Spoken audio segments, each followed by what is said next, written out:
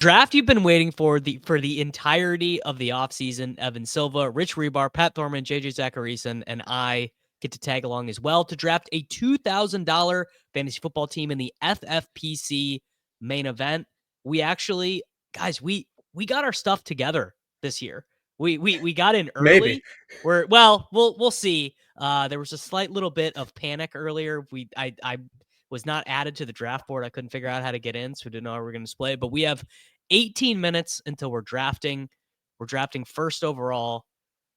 What we're trying to decide right now is, do we want to get fancy and take Gibbs? I do. We're at 1.01, to be clear. We're at 1.01. Yes. Yeah, we are.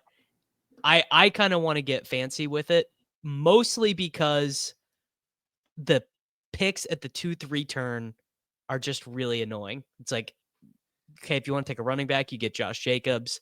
Maybe you get Kittle sometimes, like no chance for McBride. What are we thinking at the 1.1? At the same time, it does also feel kind of dumb to pass on Chase when you get the 1.1. I don't know. To me, there's I really want an elite wide receiver this year. Like a lot of the research I showed that like the elite wide receivers, there's almost like I've been referring to almost as like the wide receiver dead zone this year. It used to be like I used to be like an anchor running back type guy. And I actually think you can kind of not go like full anchor wide receiver in the aspect that we used to do anchor running back. But I do feel like you could take a lead wide receiver and then kind of load up at like running back, a tight end in FFPC, maybe you can get elite quarterback, and then like the strength of wide receivers like rounds 5 through 10, and you just bludgeon wide receivers in that area. So I do like to get one of these elite wide receivers, and that's my fear is if we pass on Chase, we hit the firewall and they're all gone. Yeah, our best wide receiver. I want to take advantage of that group of wide receivers in those round 4 through 8, like you're still talking about. Plus, like getting those late round wide receivers on these managed teams, it's like they're roster cloggers. You never want to start them. Yeah, Jalen Coker is a super fun best ball pick, but like, come on, man, we're never starting Jalen Coker. Exactly. Even like Luther Burden.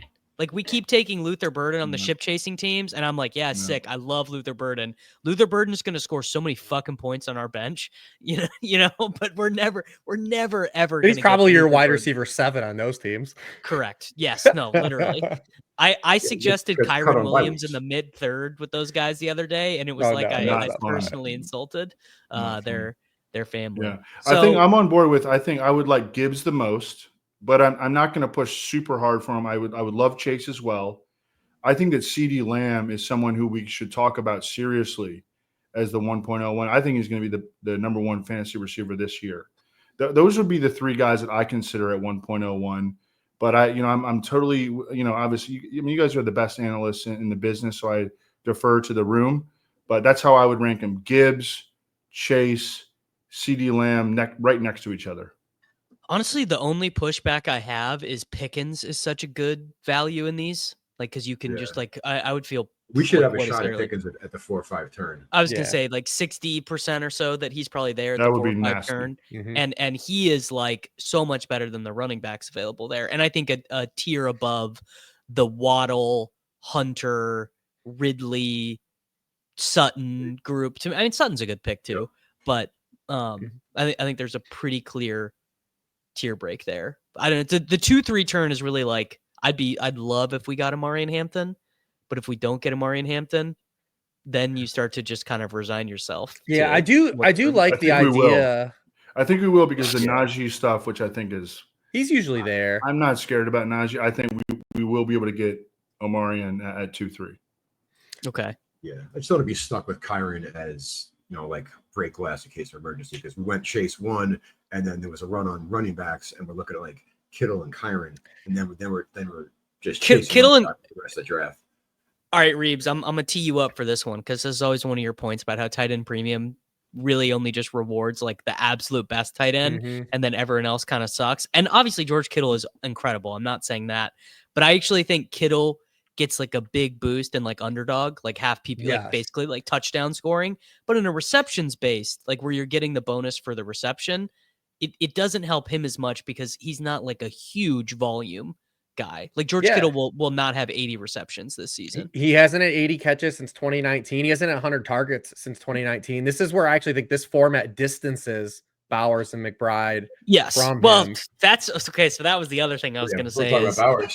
does anyone in the first ship chasing main that we did take Bowers 101. I voted against it.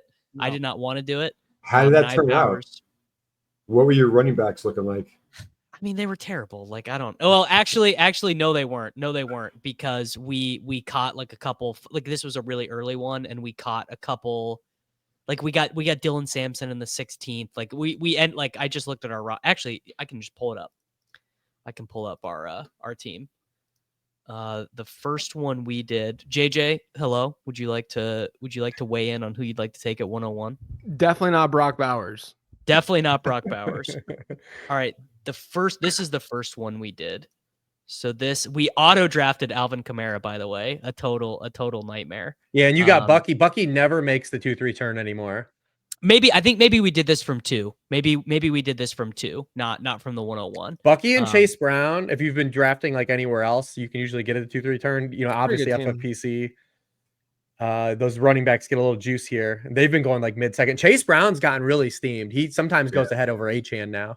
That's a nice team. This is a nice team. We got Dylan Sampson. We got Ellie Gordon. This is aside from Garrett Wilson. One. It's a nice team. Aside from Garrett Wilson, we got Pickens on this one.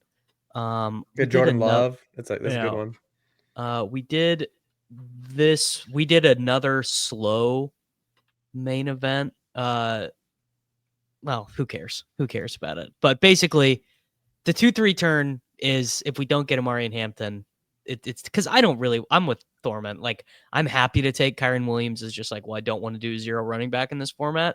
But it's like, dude, I'm not windmilling Kyron Williams. He's like, he's just whatever. Well, what do you Josh think Jacobs, right? Like it's well, Jacobs I think is less likely to be there. Do you guys want to put 1.01 to a vote right now? Yeah, sure. And we could just lock that in and move forward. Jamar. Okay. Chase. Yeah, I'm Chase as well, just because I think the running backs are better at 2-3 than the receivers. I'll go Gibbs, but I'm fine with Chase. I want to vote Gibbs, but I'm gonna go Chase, because I'm just such an ADP slappy now. It's so hard for me to buck the wisdom of the crowd. You're a hive mind guy. You know, you're a hive mind guy. Evan, do you have Gibbs 101 in your rankings? Yeah, but I don't feel super strongly about that. Right. I mean, I think CeeDee Lamb would be an awesome pick too. I mean, you know, I'm good with any of the top 5, 6, 7, even 7 guys. Yeah, I mean, on down to McCaffrey. I have them all.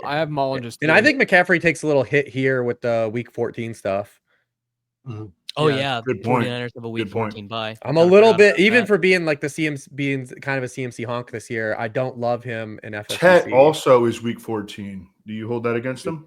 No, because your wide receiver, you have a little more insulation. Like, you know, we're gonna draft more receivers and running backs. It's what we do. But like those running backs, I want to have those guys kind of I want to hit on those guys and have them be anchors. Yeah, I agree. And then I kind of wish we had the 102, so we didn't feel forced to take Chase. I kind of wish we had a 105. I totally agree. Yeah, 105, 106 is really strong in FFPC. Dude. Like the last week, Achane's been going like mid-second, and I'm just like so mad every time. Well, let's actually. So if we are not really that into Kittle, we should talk about what we want to do at tight end then. Like, are we going like full, just like... I mean, if Kittle makes it to 2-3, like, we have to take him, right? He's usually there, to be honest. I was going to say, that's not even really a much of... It's like a very slight ADP value based on the way it goes right now. His ADP... Yeah, his ADP is exactly... I would slam that. I will say where we're picking the running backs at like our 4-5 pick, we're probably at like a real firewall. You might get 6-7 to where like we get like a Pacheco or like a Tony Pollard in that spot. But usually it's kind of, if we pass on running back at 4-5 and don't have 2 by then, we're probably going to have some Jamoke, like DeAndre Swift as the RB2. Well, is everyone... Like structurally like that 2v2 of like of Gibbs and one of those, we're going to say AJ Brown or Ladd McConkey versus Chase and Josh Jacobs or Kyron Williams. No, I agree. Kind of like the Gibbs side of that. No, I yeah, if we could get AJ Brown, it'd be amazing. He just never makes it to the 2-3 turn anymore. Yeah. That's the thing that you're at the mercy of the room, right? Like that's the being at the turn. keep in mind we are getting a little closer. Ladd. So Gibbs, Ladd, or Jamar and Kyron. See that without AJ Brown attached to it, it's much less attractive. Because then I'm like, well, I think I like the other side more. Like Ladd's a good. Not like I'm saying I wouldn't take Ladd. I mean, I'm not vehemently against Kittle at 2-3. I just don't think that this format helps him like it helps the other two. I'm pretty against it. I would rather do like, your Zach Ertz, Theo Johnson. Harold I don't want to do that either, though. I definitely don't want to do that. That's not what I want to be doing either. Well, what do you want to take? You want to take? I've been more like getting like the Tucker Craft zone. Or even if you go like Njoku and then one of the rookies. So Njoku is going to be kicking ass when Flacco's there, and then hopefully the rookies got their feet under him by the time Flacco gets benched. I mean, I have no problem taking Fannin. I mean, that's cool with me. Taking him late, but the Brenton Strange. Well, buddy, I don't know. I guess I should check all the drafters in this room to see if any of them are. Like 6-7 is where they start to go, right? Tyler Warren like goes 6-7 turn now. Like that's just where he goes now in these. And then once you start to see like Hawk come off, it starts like a little bit of a waterfall where you'll see Hawk, Kelsey, Warren, Andrews, like those guys will all kind of go in the cluster. Evan Ingram, Njoku's there. All right, I'm trying to do some scouting on if we know anyone who's in here, because that will help us decide on like late round stuff. Because if this is like a chip chaser style room, we are not going to get like Harold Fannin or anything. I mean, I would love for it to be a ship chasing style room, because maybe we could get one of these running backs pushed back to us at 2-3. Yes, I agree. I actually do agree. This is I would love for Bucky Irvin to be back at the 2-3 turn. I mean, it's also I meant to say this earlier. Another thing is, the closer you get to the season, the more these rooms get wild. Like we'll see some pick that's just like crazy, like multiple picks probably in the top 50, where you're like a huge reach, because that's the way these drafts go. People just start. Do we know anyone in this? Guys. Do we know anyone? I just posted in Discord. I don't think we do. I want to say Dream Chasers. I recognize the name from having played in the past, but other than that, I'm not. Hurt's so good. I've never seen that name before. Really original team name. But my opinion, kind of from a top-down stance, is taking Chase. We take two. I get it; they're not sexy, but we take two volume-based runners, and then we just hammer wide receiver. Like I think that's like structurally the best way to approach this. Yeah, I agree. Even though I'm tempted to go with Gibbs. Like no one's ever excited to like click Josh Jacobs. I've never been, but like we know he's in a good offense. He's going to get a ton of work. I've thought in. I mean, honestly, I think the Marshawn Lloyd stuff matters for him. Just sure. Last year, like Emmanuel Wilson's actually better than Marshawn Lloyd. So the other thing, Marshawn Lloyd had a nice play right before it all went down. He did. Everyone was really excited about 3 plays that he was healthy for. So I'm okay for keeping it fluid. Like if AJ Brown was there at 2-3, I'd be totally on board for pivoting. He just hasn't been making it there. Got to keep it fluid. Yeah. He hasn't been getting there. And then Hampton is like kind of a fun pick. At least we can at least say we're getting a rookie. Here's my thing with Hampton. Do you guys is not Hampton? Obviously we have to deal with the Najee stuff, but isn't his situation kind of actually outright better than Ashton Janty's? Like, isn't everything about his team better? Yes. Yeah, but I've also not been as high on Genty and redraft this year. So yes. Yeah. Stay hip, dude. That guy beat up on so many future plumbers and accountants. I'll never. This guy played on a blue field. Yeah, I'll never turn against. I've been waiting to draft Ashton Genty. He played on a blue field. Now he played on a red field. He would have been winning. What's your Davis? What's your Genty exposure? Pretty high, I think. I don't know. I might be lying 4 or about 5%. I think Genty. Something I've noticed. It was like a really good joke, and it was pretty good. That was they'll bury me in the algorithm, Evan, if I let you get political. Oh, listen, I was dying earlier when you told Davis you're going to buy him the Cracker Barrel t-shirt. Hey man, I'd wear it. I'd wear it right now. I'm in 12%. You and Kitchen's text group. Oh, Evan would be a huge hit in the episode. Oh yeah, you'd fit right in with the Kitchen's boys and his text thread. I know how he works. I know how he works. Yeah. So I have a very funny amount. I have 8.5% of Genty. Of course you do.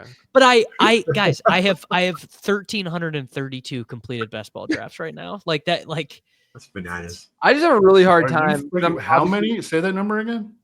1,332.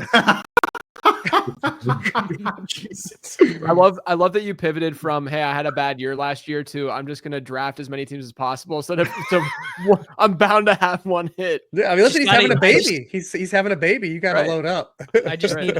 Hey, it only takes one. It only takes one to turn it all around, brother. It's a volume. It's a combos based game. Do you have more Genty on Underdog? No, I have more Genty on DraftKings because they were doing some best ball promotion the week after the first preseason game, and I was getting him at like pick 19. Oh. Wow. I just have a hard time on DK, especially getting him over that wide receiver tier. Yeah. I mean, you could just do whatever you want on DraftKings. It's like hanging out with baby. I mean, you and I drafted the ship. We might have drafted the winner. Yeah, honestly, like I think that team might end up being the winner. All right, we start in 90 seconds. Let's get to the. I will say this: if we're taking Chase, I think that the majority of things I see people do when they take Chase is just take T and then at 2-3, and then they take Burrow 4-5. Like, let's at least differentiate to where we have a Chase team get through. It's not reliant on the Bengals stack. I don't want to do that. Yeah, I don't want to do that. Yeah. Hey, JJ, I've been meaning to ask you this, and it's a great time to do it. Can you have your assistant send me a good headshot of you? Because you got mad the last time I used the thumbnail of you from 19 years ago. Yeah. I'll just DM you one. Okay, that would be great. Same for you, Reeves, if your assistant. No, I'm not to going to do that. Go. Warren's been trying to get me to do a new headshot for like 5 years. I need a new one. I need a new one because I wear glasses now. I just keep using the Konami code one. That's Evan fine. has see. I don't need a replacement from Evan. I just keep using the cigarette smoking one. It's just an absolute jam. And I have the Hunter. I was on a rickshaw with Pat Thorman when we took that. Yeah, I was next to him in Provincetown, Massachusetts. You remember that, Pat? Oh yeah. Yeah, barely. You might have taken the picture. No. The rickshaw driver took the picture. All right, there you go. All right, we're doing Chase. We're good with that. Yeah. Dude, let's be alphas and let the clock run down. No, absolutely not. No. On the first one, they're debating it. They don't know who they want. I'm just DMing it to you, Davis. All right, I'll drive. We good for me? Davis, you're driving. Who's driving? Thorman, you can drive. Yeah, Thorman drives. I just have it up so that I can share the queue. So I guess we should have actually started with this, but if Xavier Worthy's there at the 4-5 turn, who is with me? I'm with you because that's where we're starting to hammer those receivers. So all right, that's two. I'm thinking receiver as long as it's not DK Metcalf. I'll be reactive. Yeah, he'll be JJ. I'm will be reactive. I'm not saying no. Right. My whole I'll thing be is reactive as well. Yeah. My thing is if I want Rice at 6-7, like so it's perfect. Like, I perfect. Like that. Take them both. Oh my God. Pat's back, dude. He's back. Such a Pat's literal back. same conversation. Dude, that game's gonna go so under that Friday game. Oh yeah, it is. See, there we go. The guy at 3, he's already thinking, dude. He's like, shit, man. There's no way to know who is going to be available to me at the clock at 3. Sad scenes. So I think I'm actually now hoping that we get AJ Brown. I'm hoping someone does something really dumb and that we get AJ Brown because I think that is the best of both worlds. Yeah, then we can just stay open. Yeah. If it doesn't go our way, is anyone interested in taking Trevion Henderson over boring Kyron? No, we're not taking Kyron regardless. Yeah. I mean, there's going to be either Jacobs or Hampton. I mean, it would be really, really weird if it wasn't. Well, if there's not, then we're going to have like the other options that we would prefer anyway. Like Bucky. because we'll get both tight ends. Both tight ends in this will come off in the next 8 picks. What'd you guys do with Rashee Rice in your rankings? Where's he at? I haven't edited yet. I'm probably not going to move that much though. I have him at like. Go ahead. I have him at like 60 to 65 or something like that. I have him 56 overall. Yeah. Okay. I was actually a little bit more conservative than that. I have him at 62. 6 games is a lot to miss, and then they have the week 10 bye. So like, you get what's that? You get 3 games of him before week 11. Scared money don't make money, baby. Scared money don't make money. I guess I'm just not as convinced as everyone else that he's for sure better than Xavier Worthy. In fantasy, he is. I have no doubt that he's better than Xavier Worthy, like in every aspect of the game. You don't think that George Kittle at 2-3 turn is an auto click if he makes it? I think it's fine. You don't think that this could be one of the years where they just design more for him so he does hit that 110 target mark, and he's just an absolute beast of a player. You tell me, man. You're the guy who knows things. Does Juwan Jennings actually have a fucking calf injury, or is he just trying to get paid? I don't know. I don't know about that. It's probably a little bit of both. I don't disagree with that premise. It's just that Kittle is such a demon. He's a problem for himself. He's got the Anquan Bolden gene. Like he's too much of a demon, and he's gonna miss some time. They also have the week 14 stuff too that ties into it. That's how Puka is a little bit too. Yeah, he is week 14 bye. That's a fair point. One thing I'll say, I did a show with Schefter this past Friday, and he talks to Kyle. He wrote Mike's autobiography. Adam Schefter did. Oh, really? And so he's like boys with the Shanahan family, like big time. And Shanahan described Kyle Shanahan described Ricky Pearsall as a very good number 2 when Schefter asked him. And that to me, and I'm huge on Ricky Pearsall. I was going to say, you love the shot demon. Right. But he was not described by Kyle Shanahan as a number 1. I don't think Juwan Jennings is a number 1. I think George Kittle is the number 1. I mean, maybe it's just McCaffrey, but I think that George Kittle, he has a chance to beat all these, previous target plateaus that he has failed to reach that people get worried about, even though his efficiency is just insane year in, year out. I'm assuming most projections have them throwing a decent bit. Their touchdowns per game. They're starting 5 rookies on defense. Right. And they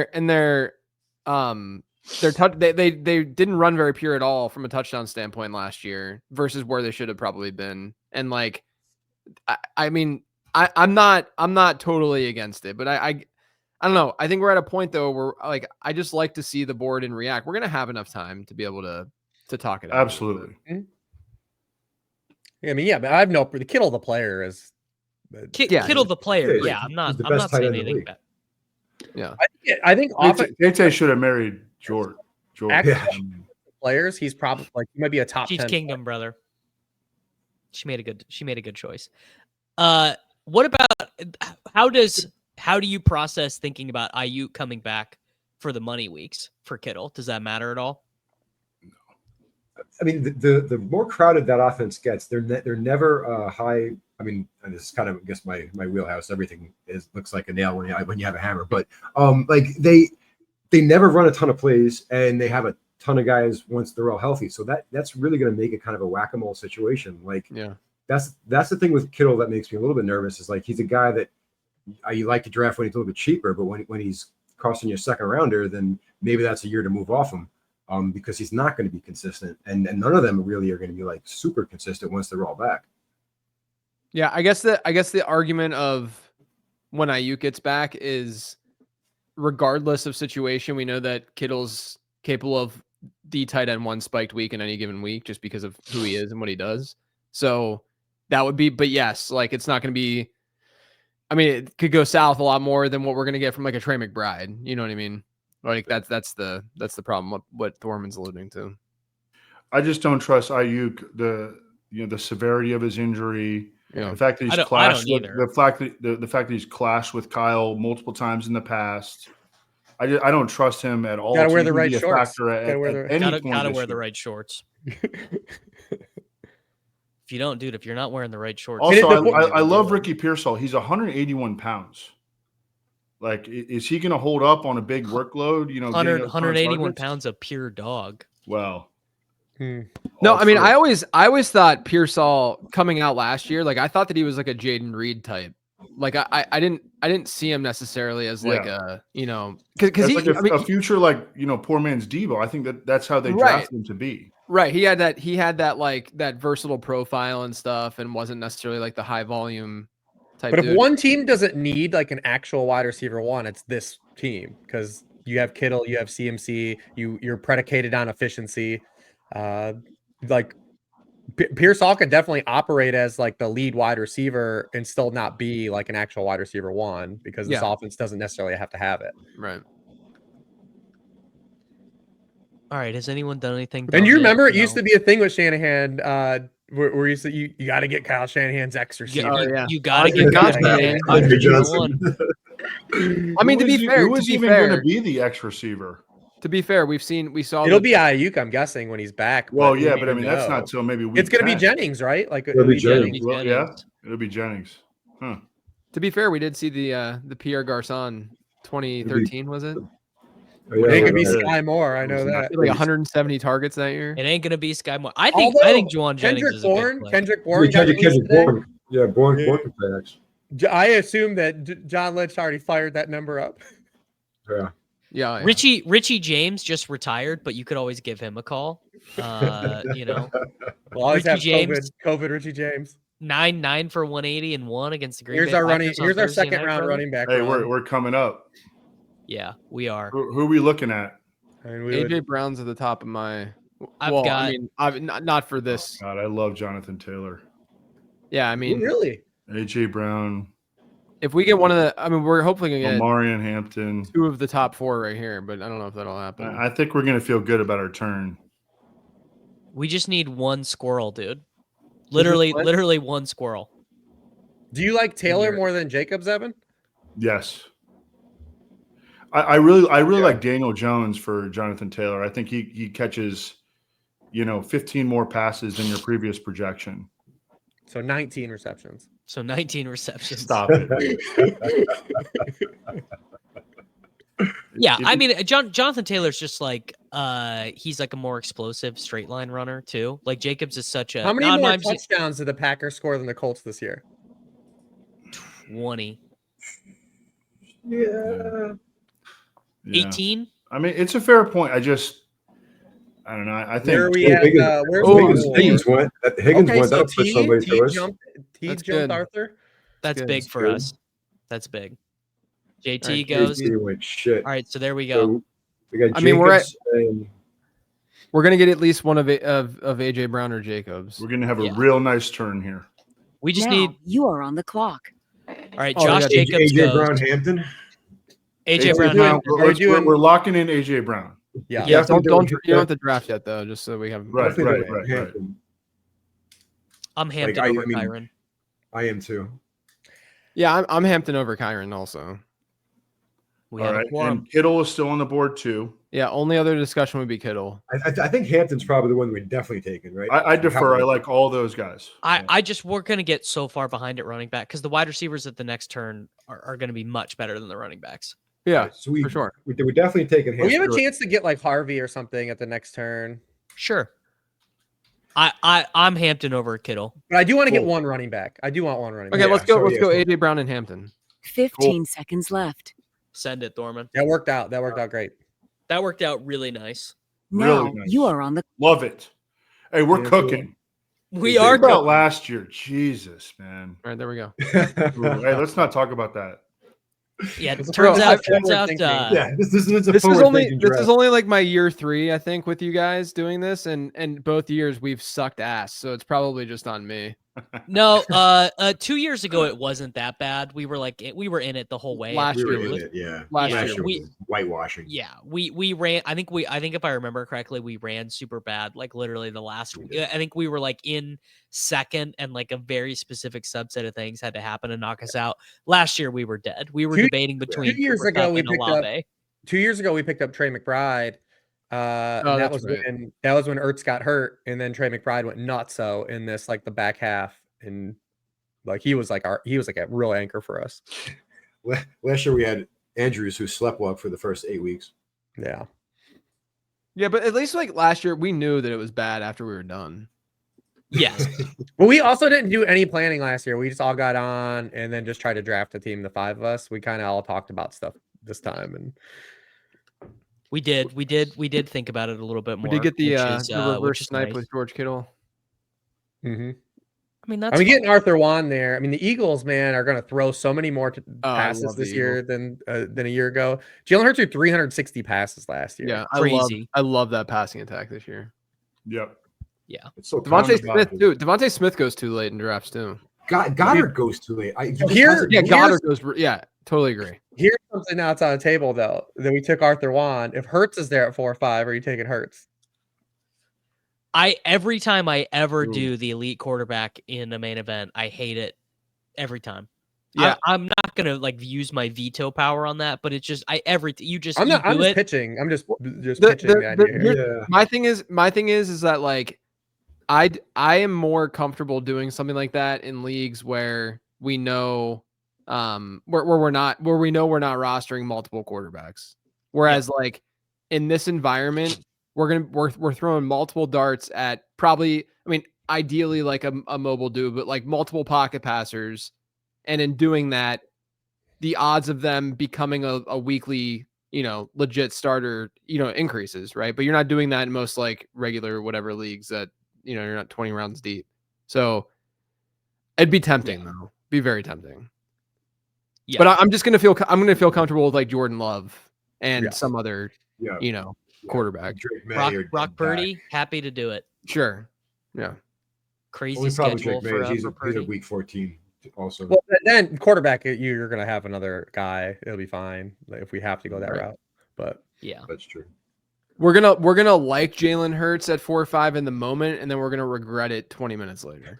That is my universal experience. We did a Jaden Daniels one the other day, and it was the same thing of being like, well, everyone hated that team as it was happening. It was the Ja'Cory Krosky merit night. We took him at 96 or whatever. In the eighth. People lost their minds, and then now that's actually like an ADP value on Ja'Cory Krosky merit. I'm like in the group of he's just gotten steamed up. Like, yeah, me too, bro. Oh, it's insane. Yeah. Not going to catch any passes. Probably not going to score any touchdowns. Right. It's a bummer. It's a bummer because we were in all summer. He could definitely score some touchdowns. I'm good to go. He's become like a fun real life player for the Commanders, who is like not going to come anywhere close to where people expectations have reached in fantasy. Yeah. I mean, high value touches, right? We talk about it all the time. High value touches. High value touch. Right. I got to update my draft guide this week because I've had him as like a dart throw for a while, but now I have to update and be like, yo, don't probably do this because of. Hey, depends on the league. There's probably some leagues. It does. I mean, there'll be some home leagues where he still goes. The demographic of the draft guy will probably still be able to get him in the double-digit rounds and stuff. Well, because what's his ADP on like so many sites like ESPN and Yahoo and stuff? He's probably buried like in the. He is buried. I will say, my home league draft, we do it really early because we do like a golf weekend. We do it the first weekend in August, and he went in the 11th round. Then this is before any of the stuff. To not me. To a guy with a normal job. Kamara mid-third that's an aggressive Kamara pick. To a guy with a job, you mean? To a guy with a job. No, to a guy with a job. To David Kitchen, actually. It's been a huge bummer. CMC and GT. He's taking RJ Harvey right here, bro. He's living a little. Maybe Ken Walker. Oh, Ken Walker for sure. Let me tell you one thing about Team 10 Silver Bullets. This guy is locked into taking Michael Pittman Jr. I don't know if it'll be at the 8-3 or if it'll be at the 9-10. I love that. But he will be selecting Michael Pittman Jr. Most assuredly.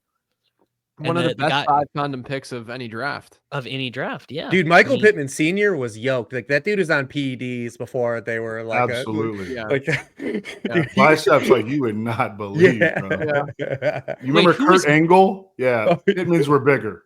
Who was Michael Pittman Sr.? Bro. Oh my God. Jesus. Was he an NFL player? Yeah, he was you're acting back. like you're young again. Everyone knows Davis. You're like 34 now. Although what's literally I am. Well, no, I'm 30. That is out of the bag, brother. Do you remember him? He played most of his career in Tampa, right? Yeah. Michael John Gruden. Pittman. Ooh, Tet. Oh my God. Dude, he played forever. He played a really long career. Yeah, he was a good player. Yeah. Dude, this guy was on so much gear. Dude, he was yoked. Like he was. Davis, you're not really pretending like you don't remember him, are you? Dude, I would have been a child when this man was playing. My brother had his jersey back in the day. Whoa, good Lord. That's crazy, dude. Yeah. You're telling me you're telling me they would try and honestly tell people that this guy was not on Anabar? That's absurd. That's crazy. All right. Look at the right forearm. Good Lord. I learned something, man. Michael Pittman. Okay, when did he play? Was he on the Super Bowl team? 2000s. Was he on the Super Bowl team or no? He might have been on that Super Bowl team. He had to. He might have been sharing with Cadillac. What was that? 03-04? When they win? 03-04? They beat the Raiders? 02-03, right? Oh, so no, he wasn't on that team, right? He wasn't. No, he was on the 2002. Yeah, he got drafted by the Cardinals, right? Son of a. No, he was on this team. It was his first year in Tampa. It was his first year? Nice. He had 204 carries. Whoa, this is a huge tangent. All right, hey, we're losing focus here. Yeah, someone just went. I just saw the name Joe Jaravicious. Oh, I know Joe Jaravicious. All right. All right. We got some aggressive ADPs here. Kamara goes in the third. Tet goes in the third. Pickens goes at the 3-4 turn. We are so ready to have the Xavier Worthy argument at 4-5. Oh my God. Yeah, dude, I'm just telling you. I can't believe I'm finally in a room that understands that Garrett Wilson's not a 3rd round pick. Yeah. I mean, hopefully he just goes in front of us. So it doesn't matter. Hope he goes before us. I mean, if Garrett Wilson is there at the 4-5 turn, like we are, that's like a 20 spot ADP value. Yeah, we'll take. I mean, I got like 6 guys ahead of him right now. Does that make you feel like you're drafting with Leone, Evan? When I say, even though this guy absolutely stinks and is going to be bad at fantasy, that's exactly. You just got to do it. Like. You got to do it. Yeah. You got to do it. Got to take him. I have a no Jets policy this year. I'm going to just stick with that. Oh, I man. like that. I'm going to not draft any Jets. I really like that. If the Jets beat me, I'll take Justin Fields. Yeah, I've gotten Fallen Brees. Yeah, fifth round Brees Hall. How are you saying no to that? I've gotten Fallen Brees. Nope.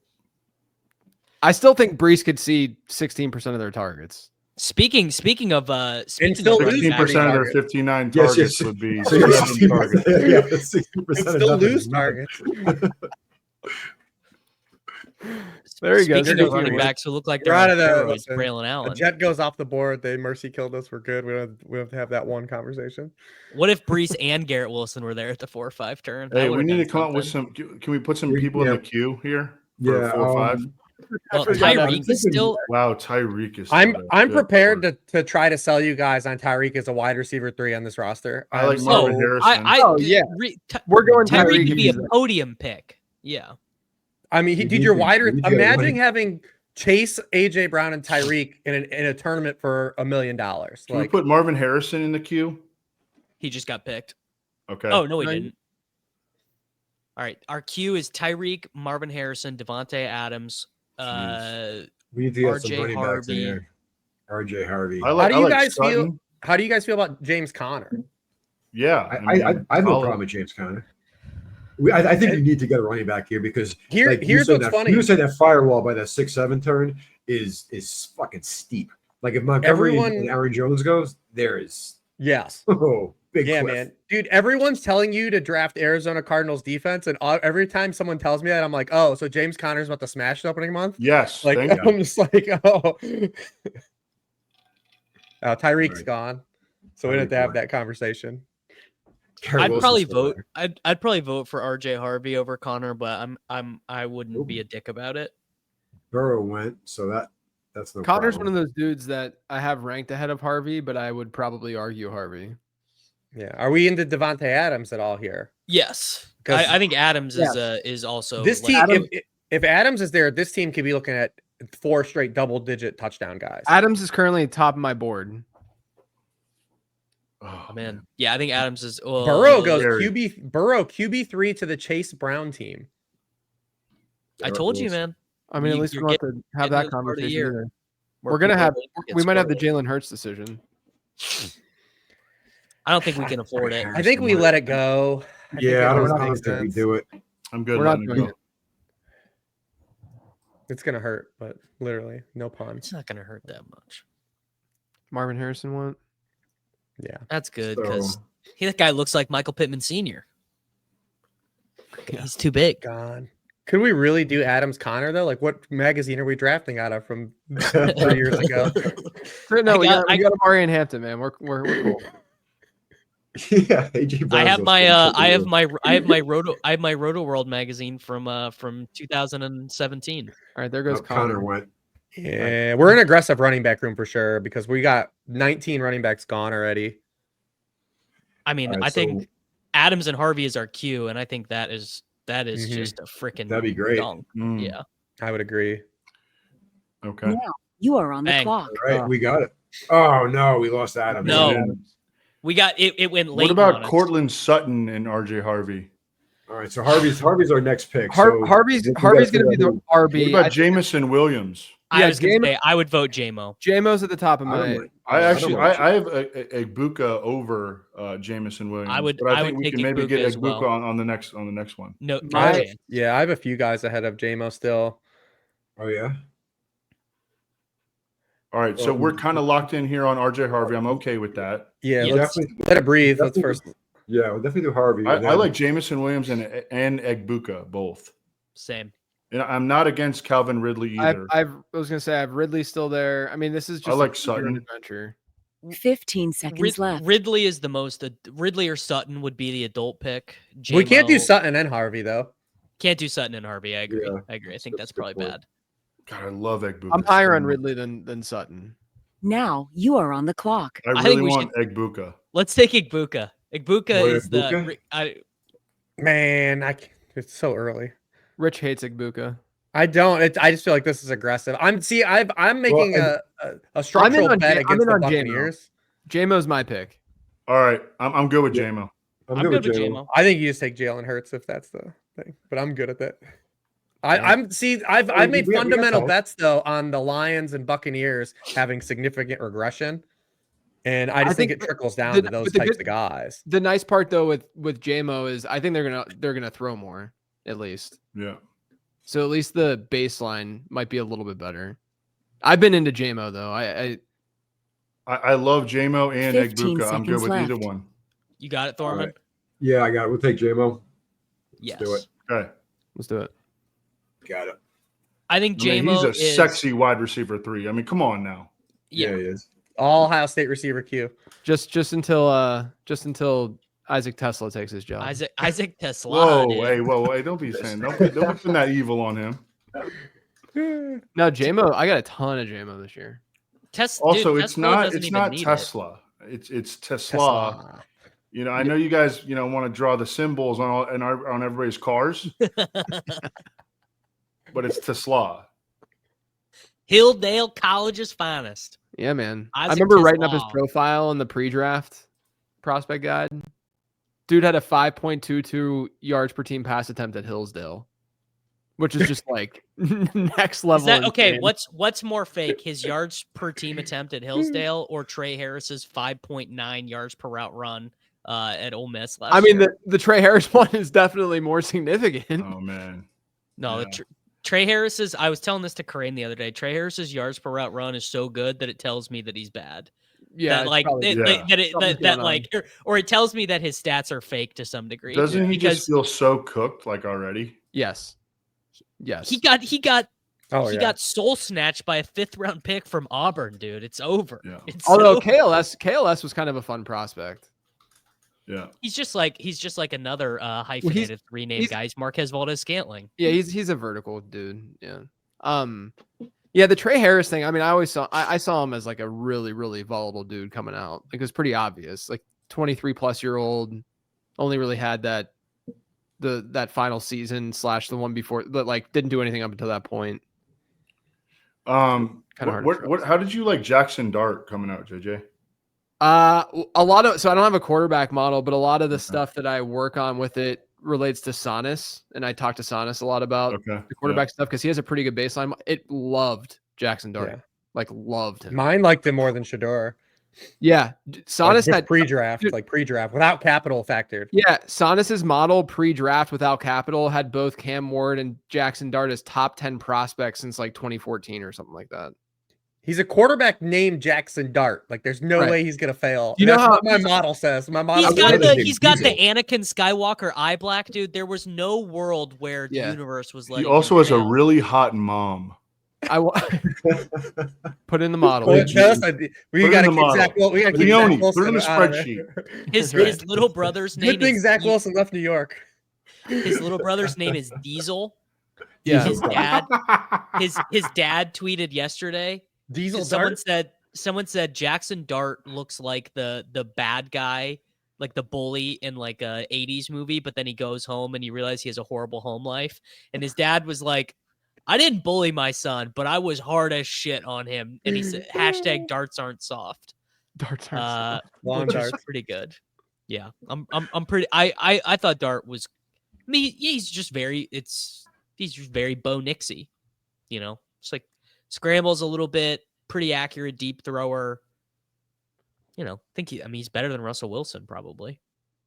I mean, I've gotten a ton of him in best ball because I just see no chance that he's not starting during the playoff weeks. Mm-hmm.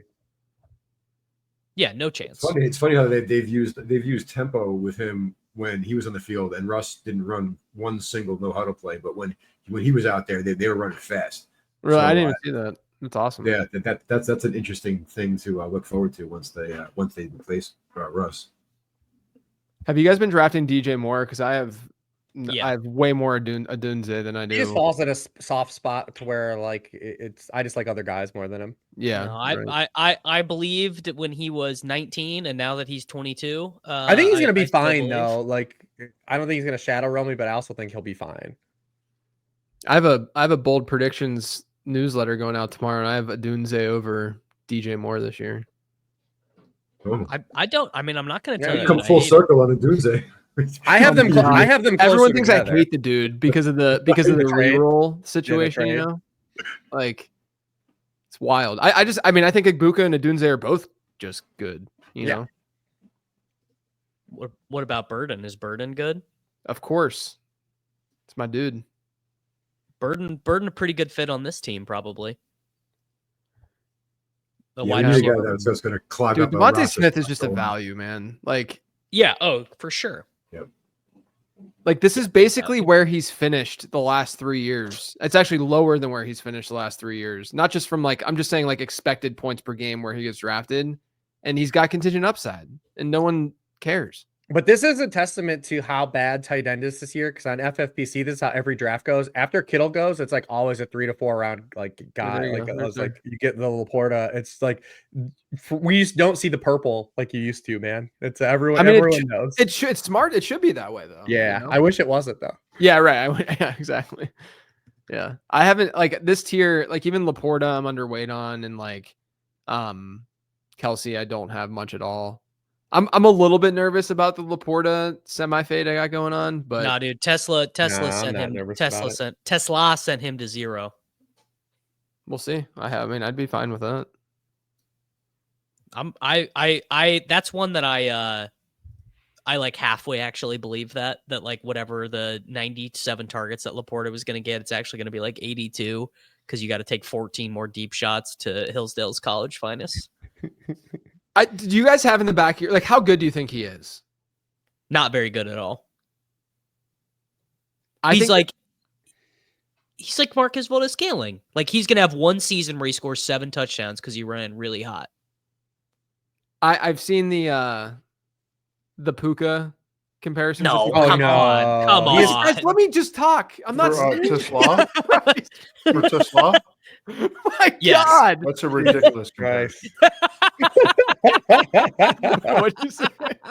He said that's a ridiculous comparison. No, I'm saying if you it's the throw your body around comp, right? Like that's just how they play, right? The Okay. physical. But like in the back of my head / in the front of my head actually is the fact that he's just mossing third stringers right now, and Yeah.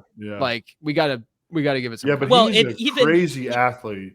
He's insane. He's one of the most athletic wideouts we've seen in the last decade. Even these highlights in the preseason, though, the defender is draped all over him. He's created negative separation. Like if you did the NFL Next Gen separation stats for preseason. All right. Can we focus a little bit? I kind of want to talk. All right, if Tony Pollard makes it back to us, I think we've got to take him at podium. Yeah, podium pick. I was about to he say won't that. get to us, but he is a podium. He probably pick. won't. If Xavier Worthy. He's long gone. I was gonna say this was a good room. But you know, I said one thing before the show, and I said if Rashee Rice is there at 6'7", that's my only flag plant. I'm that's on my board only with that flag too. plant. I'm on board. I'm on board. Look at Rashee Rice, Tony Pollard. Yeah, Rashee Rice, Tony Pollard would be a dream. Yeah, I'm calling my shot. Rashee Rice, Tony Pollard. We already have 3 starting receivers. Like it's him being a wide receiver for is perfect. We'll add another guy to get us through. And then we have playoff time for Rashee Rice.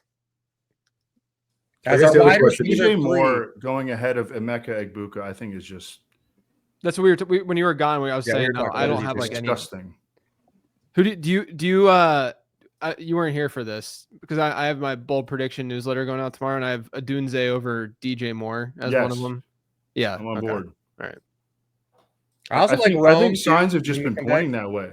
It's a vibe. Part of it's definitely vibes based. I mean, Pollard. Damn. Yeah, it's vibes based, which I think is fine. I mean, we're trying to feel our way through this Bears offense that has a ton of. I think Olamide Zacchaeus is going to catch like 5 or 6 passes in week 1 against the Vikings, and he's going to be like a super hot pickup. Yeah. Like I don't know that necessarily is going to matter. God, that right there is so dark, man. Olabisi.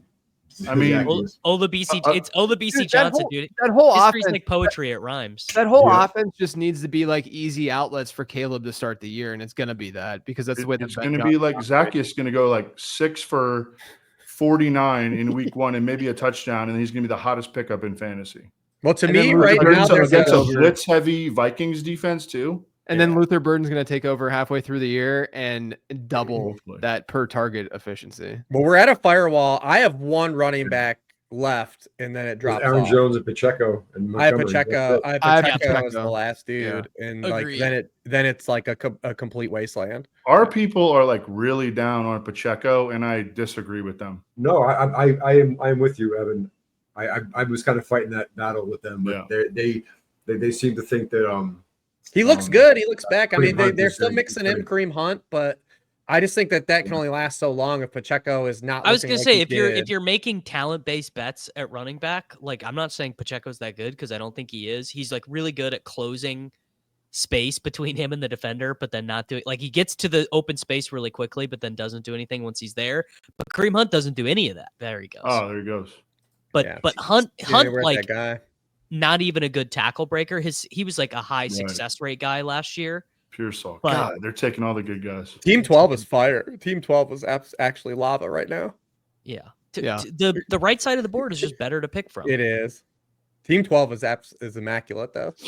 Don't, dude. Come All on. right, so we are locked in a Rashee Rice here at the 6-7 turn, which I'm great with. Can we start to think about Rome? other dudes? Are we Rome would be my.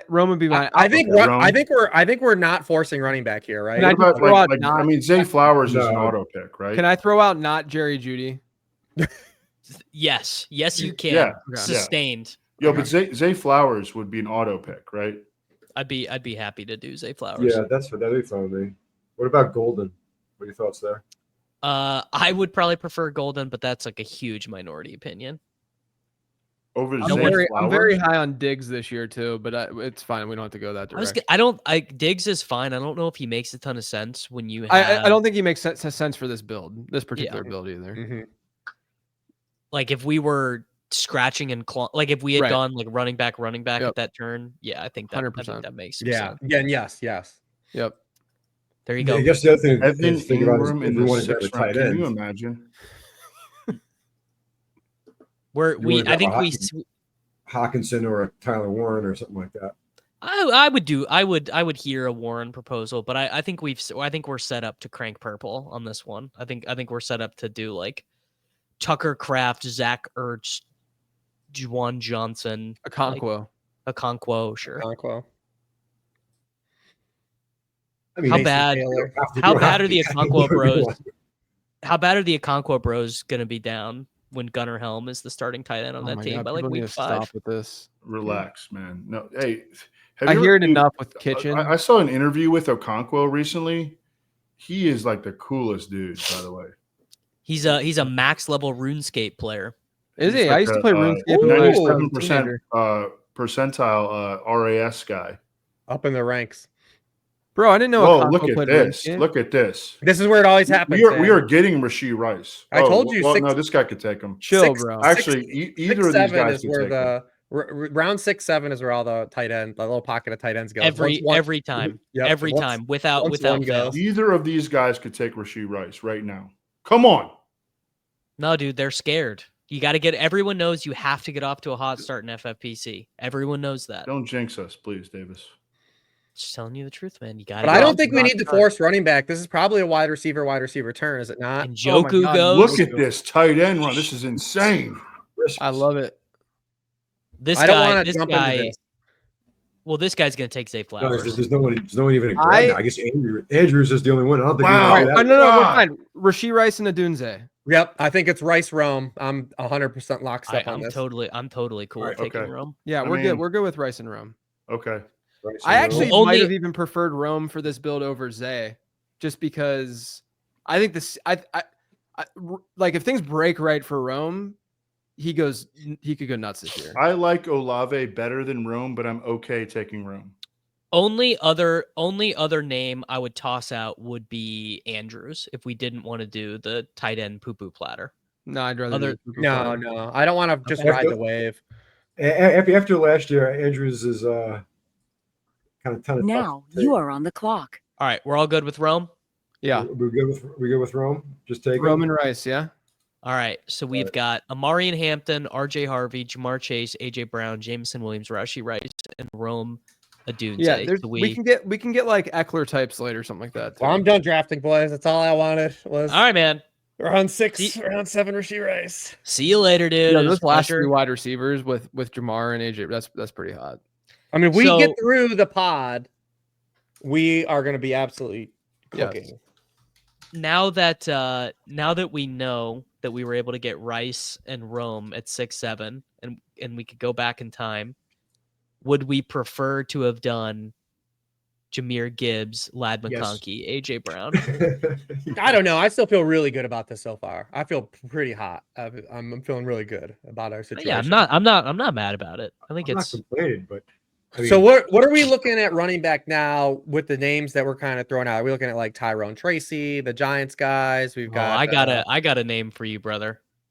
I know you got a name for us. I mean, maybe ETN. That's not happening on this. It's wild. This actually is not probably a bad team for ETN because we could play him to start the year, but over mine ETN. How does who of the because he's got week 1 Panthers. So we have got our 2 still. starting running backs and our 4 wide receivers. You're right. We would our flexes. We would bench him. I just want a little insurance for Harvey because I think he's going to be like a week 5+ guy. We could take Dobbins with him. Oh, that's true. We could take Dobbins with him. I don't hate that. Harvey's a long game player. I definitely think he's going to be incorporated on the early down stuff. Early on, I could just like the Peyton's done this so many times with these guys. Like you look at like Kamara's opening month, like where he had like under 30 touches. I just think it's going to be a get your feet wet type situation. But I mean, I love it though so far. So running backs, really I like would. this team. Running backs, I think are pickable. Go ahead, JJ. You can find early season stuff Yes. late still. We want Dylan Sampson, right? Yeah, Sure. Even But even like Jerome Ford late, like is still gonna give us something, you know. Like I'm not even against that. Guy fucking hires David Kitchen. It's just like, dude, I need every tertiary Browns player. Wait for this guy's gonna be like, dude, you know who we need? Davis. Cedric Tillman. Are you playing Dylan Sampson at $4,900 in week 1 against the Bengals? Dude, I am not there yet. I got 200 best ball teams left to draft for Reeves.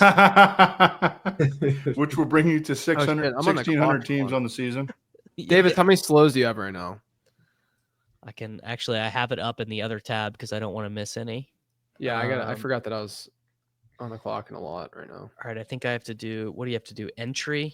I'm at a very manageable 89 right now. Okay, you and I are actually close. Then. Oh my! I when I left on vacation to Rhode Island last weekend, I was in 343. Hate that Jordan Mason pick. Sweet vacation, bro. It was great, dude. It's 4-hour clock, so you know you go out, go to the beach, do whatever, and you come back and you got like a little bit of time to just. Are you guys in on Jordan Mason? No, not in a managed PPR league. Absolutely not. I am. Are you?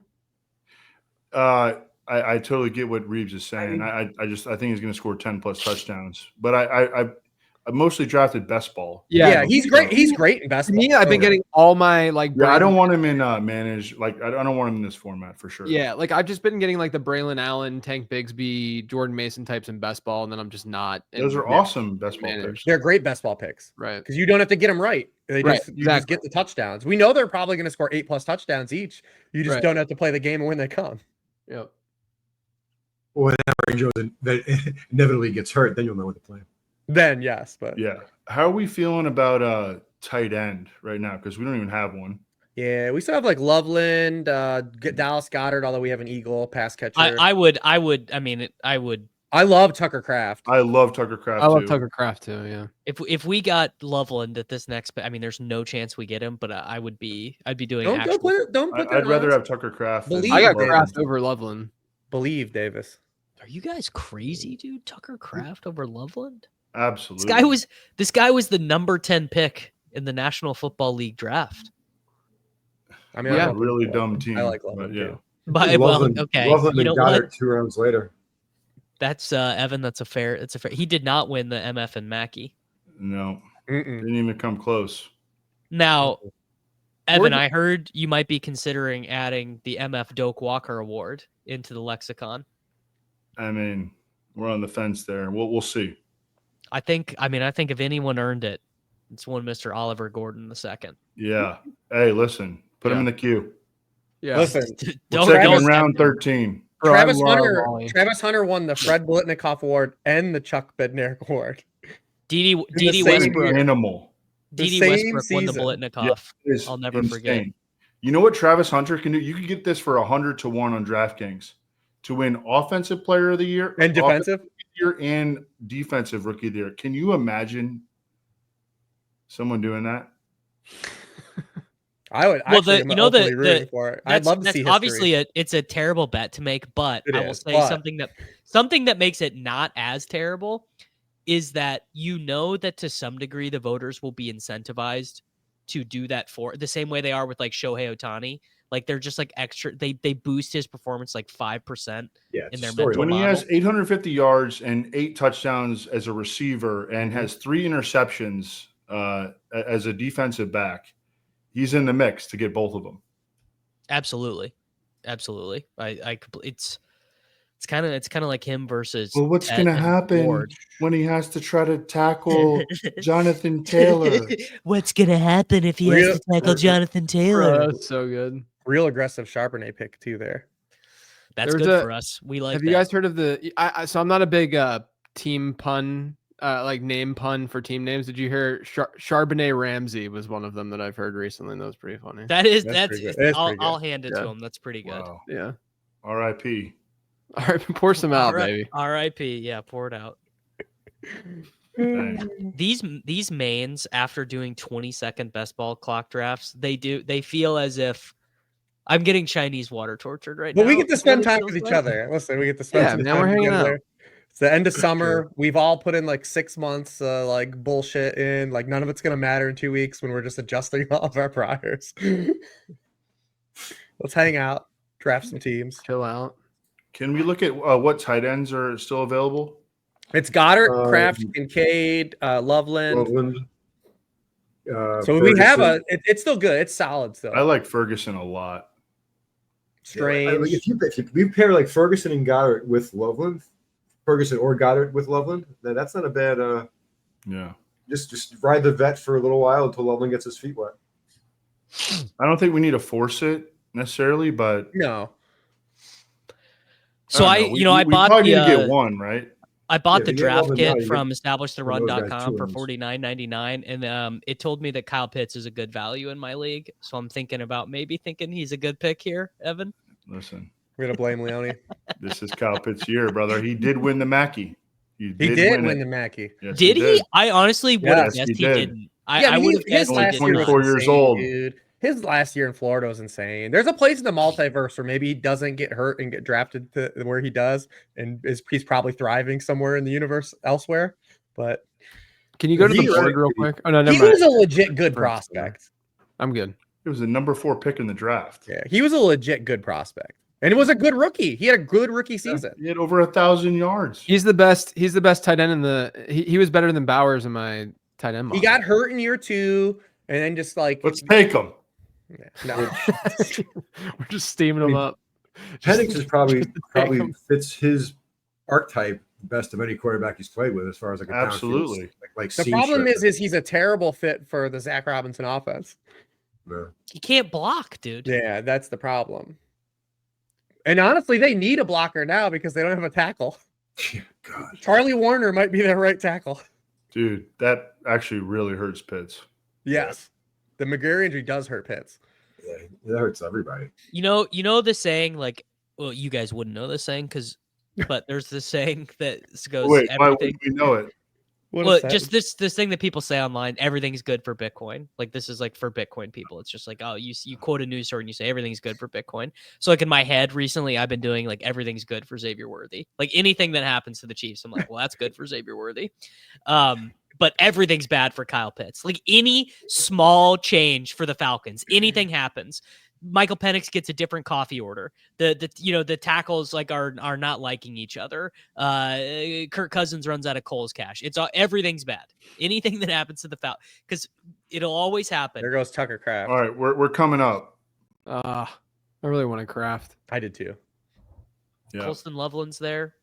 I like Ferguson over Loveland. Ferguson is fine. So Ferguson, I don't think we don't have to take. We probably don't have to take Ferguson. Ferguson is catching 75 balls this year. All right, can I get some? We didn't get a Cowboys pass catcher, so we didn't end up getting Pickens either because he went ahead. Pickens. He went super early. Cowboys are just going to throw so many passes. All right. Bill went. Good. Well, we need another RB. Don't count your eggs before they hatch because I'm about to ask about Adabu. We need an RB. Is Caleb Johnson a play for this team? Are we just taking all rookie running backs? I'm still. Oh no, never mind. I didn't see. I like Caleb Johnson more than the average bear. I'm the last left. I'm the last Japanese soldier fighting that battle though.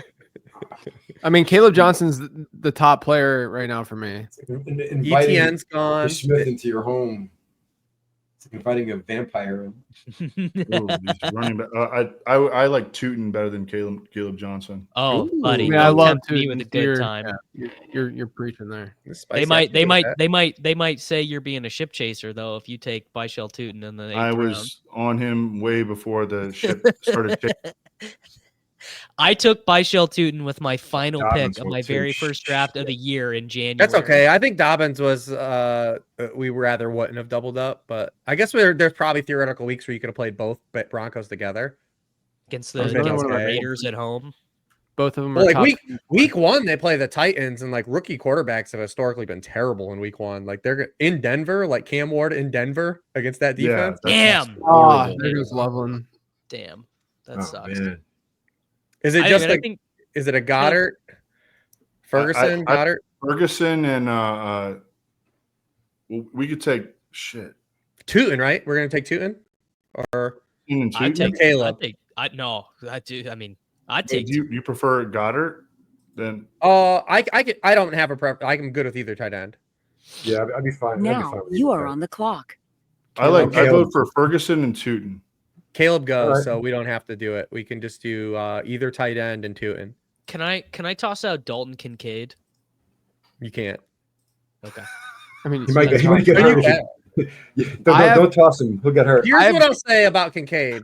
This format, Can't toss him, he'll get hurt. you can't. This format's okay for him, but he just and Shakir's injury might help him at the start of the season. But can you go to the board really quick?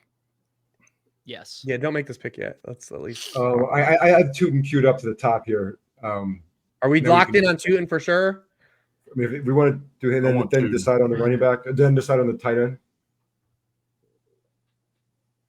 Yeah, I think we do Tootin. Yeah. And then, whatever. Ferguson. Hey, we gotta take him, bro. It's 10 seconds. Come on. Yeah. It's all right. He's locked in. Pull the trigger. He got bullied in the 8-second pick. Let's do 3 seconds. If we're not gonna do the ceiling shot with Kincaid, let's just take Ferguson and accept our 9.5 points a game. And we still might be able to get Kincaid. Yeah, we might, honestly. Yeah, I mean, I'm fine with Ferguson or Goddard. I have Goddard. I would rather take. We have AJ Brown. I'd rather pivot a different. That's good. That's a good point. Pivot. Yeah, I'd rather take Juwan Jennings. I'd like to throw that out. I would be Juwan Jennings over the tight ends. You want to wait? Do we take Scatabo and just double dip? We take all rookie running backs? I'm good with Scatabo. No, we need a tight end here, guys. All right. Yeah, that's probably a good voice of reason to just take the purple. Right, I took Ferg. Yeah. All right, I'm good at that. Great turn, boys. Yeah. Great turn. Yeah, I like it. All rookie running backs. Buy Shell Tootin at 96, bro. Team rookie running back. Let's just take 8 rookies, dude. Oh, we're getting Dylan Sampson next. We're getting Ollie Gordon too. Yes, sir. Let's cook. Yeah. Hey, come on. I actually think in this economy, I think Ollie Gordon might be out of our budget. Whoa, hang on. The economy is cooking. Have you been paying attention to the stock market? I don't look at any of that stuff, brother. I look at it every day. I look at best ball drafts. I watch Market Mania on the Establish the Run YouTube channel every Monday. That's all that I need. Market Mania. I have Adam Levitan tell me who's up, who's down, and that's all I need. That's all I need, brother. There we go. Bo Nix, round 9. I fired up. I went for a quick walk today, and I fired up the ETR's latest as I started, and I heard Silva ranting against Killatrav and Instagram. It's funny because it's true. And then he made the what's he trying to be, Aaron Hernandez comment. The funniest, I'm sure Silva touched on this, but the funniest thing of the whole bit is that it's this perfectly curated PR statement. And then Travis's Instagram handle is just Killatrav. Right. Like, it's just so funny. The best though is that Silva was just like, what's he trying to do? Be like Aaron Hernandez or something? And Levitan's just like, okay, all right. Right, yeah, he like called it quit. Like, he made me feel bad. I was like, God, did I just cross the line? It's okay though. I mean, Levitan knows how to shut it down when it's needs to be shut down. He's worked with you a long time. A consummate professional, Adam Levitan. There you go. Eckler goes. I'd much rather. I tell you what. I'd much rather have Byshell Tootin in 96 and Austin Eckler at 100. Yeah. Look, this Eckler's another better and a best ball guy. Like, you have to try to get him right. I think he's a tough play in a weekly managed league. This guy at 4, just back to back running back picks: Jordan Mason, J.K. Dobbins, and Austin Eckler. How many times over the course of a season do you think he gets that start sit right? And with Hawkinson in front of that, it really went south here after the first 3 rounds. It's pointless. I mean, and he's got Gibbs every week, and then he's got that's gross.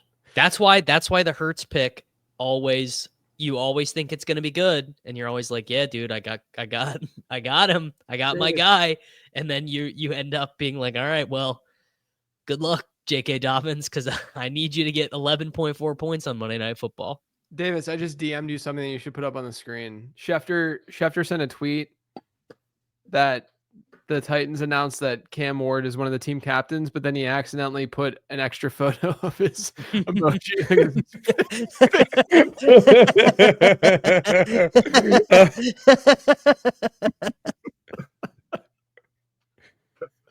Dude, that's Evan's boy. Evan needs to text him right now and tell him to delete this tweet. I don't get it. Like what happened here? Like the iPhone thing where you can like make a like an avatar of yourself, and he must have just accidentally like fat fingered something and put a picture. He literally added it. Yeah, like added it. He acts like I wouldn't know about that. I was gonna say you wouldn't know about this thing I'm about to say either. Yeah, do you have any idea? You know that Stephen A tweet that's like, take a look at this, y'all, and it's the IMG like. All right, I'm just gonna show you guys. Yeah, you gotta just pull it up. We have to focus on the draft. We got so much time between picks. Hey, also we are cooking. I mean, can we just like acknowledge that this is our best draft? This is a real good balance of like a seasonal upside team and a tournament team, like because this is kind of a blend of both this tournament, because we do want to be a good seasonal team to make it to the dance, and if we get to the dance, like oh my goodness, dude, we could be looking at the end of the year like.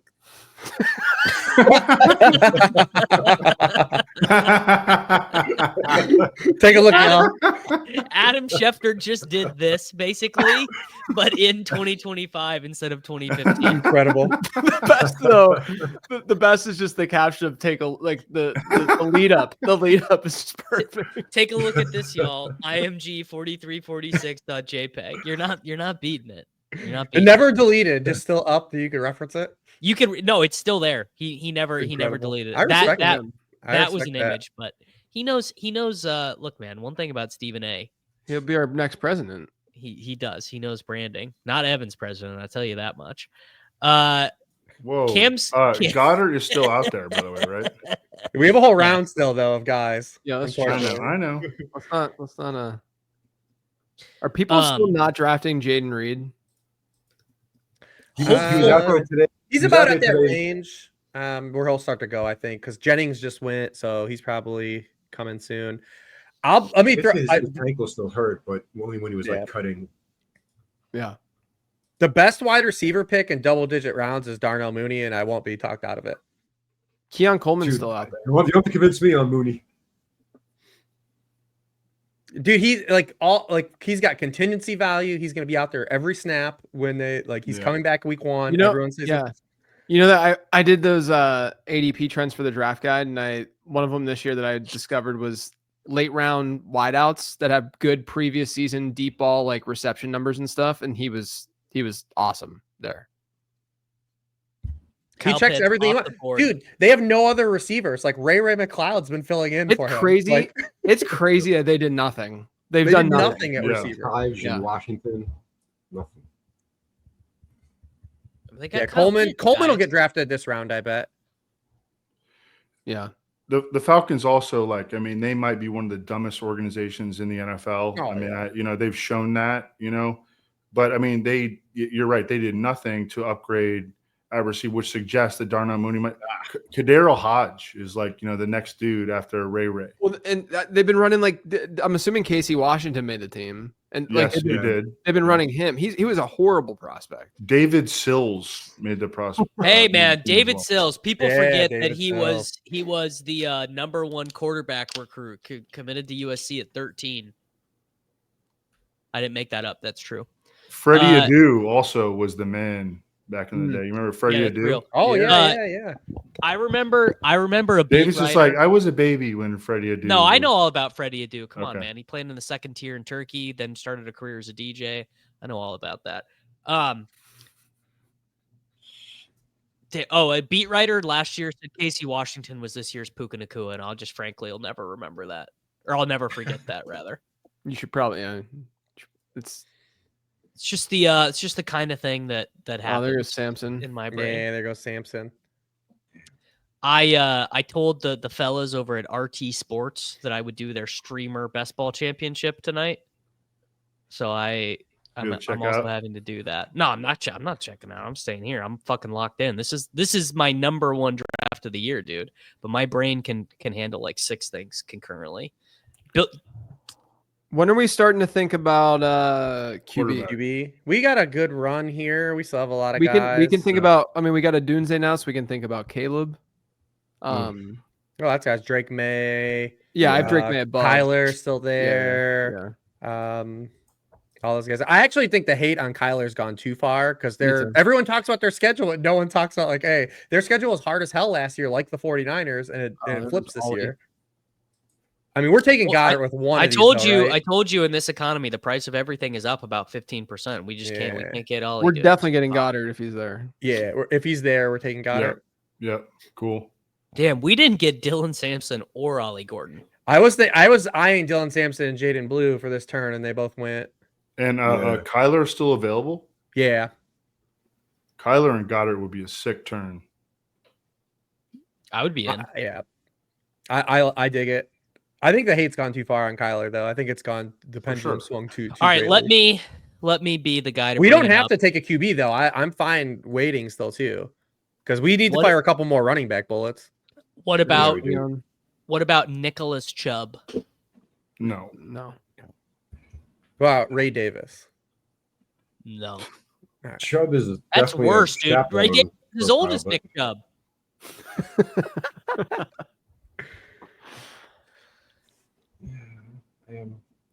We could do Tank and Angle for trade. No, I don't want to go Tank and Baseball unless he gets traded this next week. Right. Yeah, I don't want. Mondre's not terrible here. That's worse than Nick Chubb. No, God. Mondre still has some juice in his legs. Not a lot. I would start thinking about Woody Marks then. I mean, I wouldn't take him here, but I do want Woody Marks on the squad. Yeah, he's a rookie running back. That's what we've already. All right, where are we at? Right. Where are we at here? Where's the board? One more pick. And Kyler and Bull still available. Keon Coleman, Rashid Shaheed goes. I honestly think we can still. I think we can still wait on QB. I think we can too. Okay. I think we can probably wait. We literally might get Kyler coming back around. Do you want to take Jaden Higgins? No. He went. Ooh. Oh, did he? Oh, I missed him. Oh, I would be Luther Burden here. Oh, got it. Oh, are you? Oh, God. Well, first time sniped. I mean, I like Christian Kirk a lot. I got Kirk. Burden over Kirk, bro. You have Mooney, Jaden Reed, Kirk. Yeah, I like Mooney. We don't because we want guys playing. I don't think Burden actually really even fits here. Like, I mean, granted, he could just dude. We have Jamar Chase, AJ. We Brown, have Rome. Jameson. We have Rome already, though. Rome is, dude. Come on. I would rather have Mooney than. All right, whatever. I'll do. We don't have to take him. I was just saying, like, I would be a Mooney over Burden. Do we want to take a tight end? Jaden Reed. Jaden Reed is still there. That's pretty nice. Yeah, I'm thinking Reed. It also opens us up for Jordan Love later too, if we want. Yeah, okay. I'm actually really good at Jordan Love too. Do we have any tight ends at all 15 available? 15 seconds left. Just Brent Strange, Zach Ertz, Hunter Henry, Chig. We're gonna have to kind of punt. Do we have to push one? I mean, I'd take Chig, but Chig would be my probably pick. not here. The guy I like Brenton Strange too. I also like Brenton Strange. Yeah, me too. But I think we wait. If we don't want to take Luther Burden, does anyone into Keenan Allen? No. I'd go Chris. I'm in, if we're going wide receiver, I'm into Christian Kirk or Darnell Mooney. Yep, me too. We just went wide receiver. I mean, we have. Yep. Yeah. We just went Jaden Reed though, so we don't have to take receiver. Yeah. Okay. Like, I mean, I'm trying to think we maybe just get Mondre. I would just take Ramondre. I would be. Not much left. This is the B-Rob pick from last year. It is. We're gonna be grateful we had him. Yeah, we're blessed. All right. We're blessed.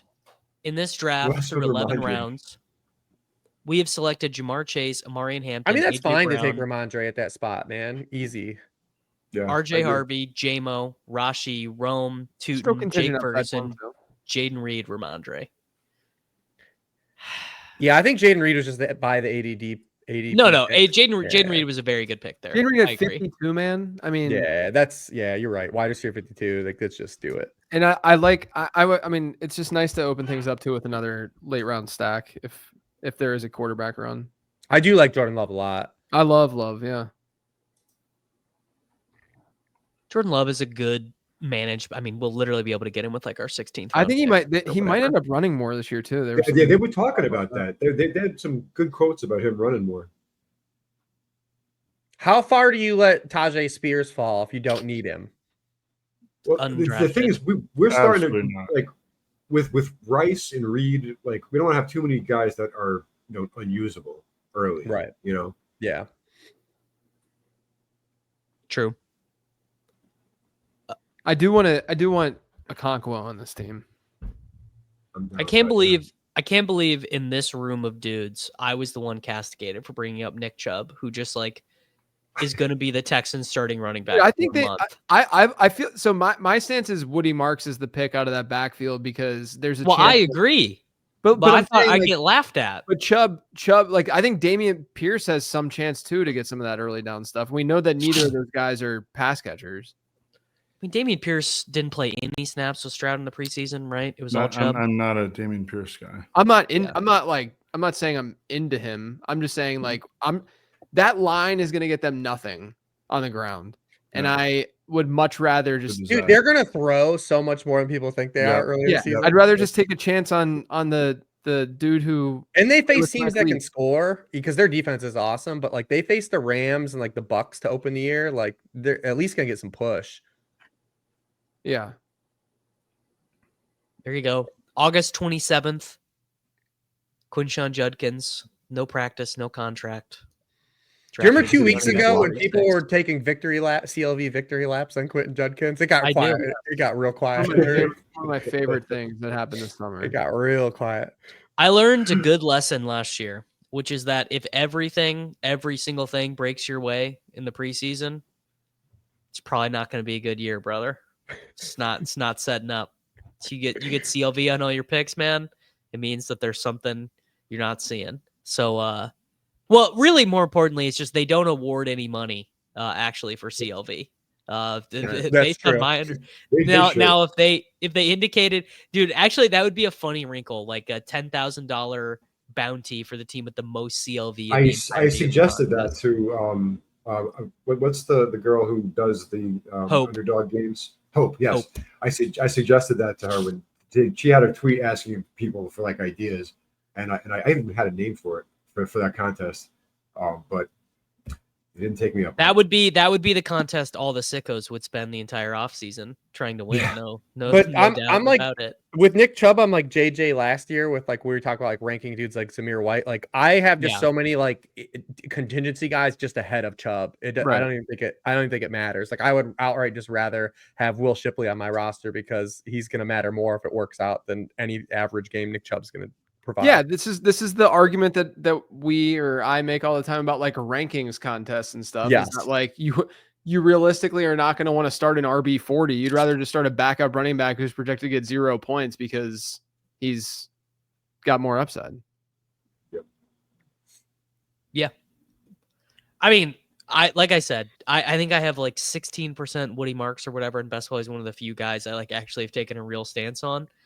Because it's like I think Woody Marks sucks, but I'm wrong about stuff all the time. I don't think he was that bad. Like, oh, he was pretty bad, dude. He has good missed tackle force stuff though. Like not broken tackles. He's not an athlete. Like he's not a machine on that. He does stuff though that coaching staffs are gonna like. Yes. That's the thing, man. And then obviously that's why they traded up for him, but he's a good pass catcher. He can pass pro. Like he's gonna get some stuff that's blocked for him. I don't think he's as bad as like people are dunking on him. I want to see. He's not Bucky Irving either, but also I want to see his comps in the model. We're gonna lose a couple quarterbacks here with these last two guys. The last two teams don't have any. We're all right. You know who Woody Marks' top comp was? Max Borghi. I was gonna say it'd be really funny if it was Max Borghi. Ogunbowale. Oh, Max Borghi, yeah. It's the Mike Leach connection. Mike Leach, yes. Yeah. I thought Max Borghi was like actually going to be the next Christian McCaffrey. He was a demon in college fantasy. Who was the one dude? He was a demon. Who was one? James Williams, right? Wasn't that one of them? No. Yes, and he was a Chief. He signed with the Chiefs. Yeah, but he was another Mike Leach, like fake receiving. Jaquiz Rogers. Yeah, but like the difference though with Woody is that he went to USC and he still did a lot of that stuff. So like we at least have like a sample outside of him playing with in an offense that favors it. Every team has a quarterback except for the two teams on the end. I'm surprised this guy in the end didn't take one. And usually it's not that way. I mean, to be fair though, it is completely flat though now. Drake May was like the last like super fun guy. Yeah. I'm not. We've still got. I mean, Kyler's still there. Yeah. I'd be happy with if Kyler slides all the way down.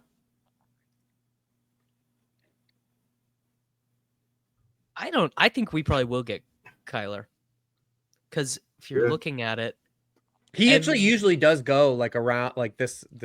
Every team has a quarterback now. Yeah.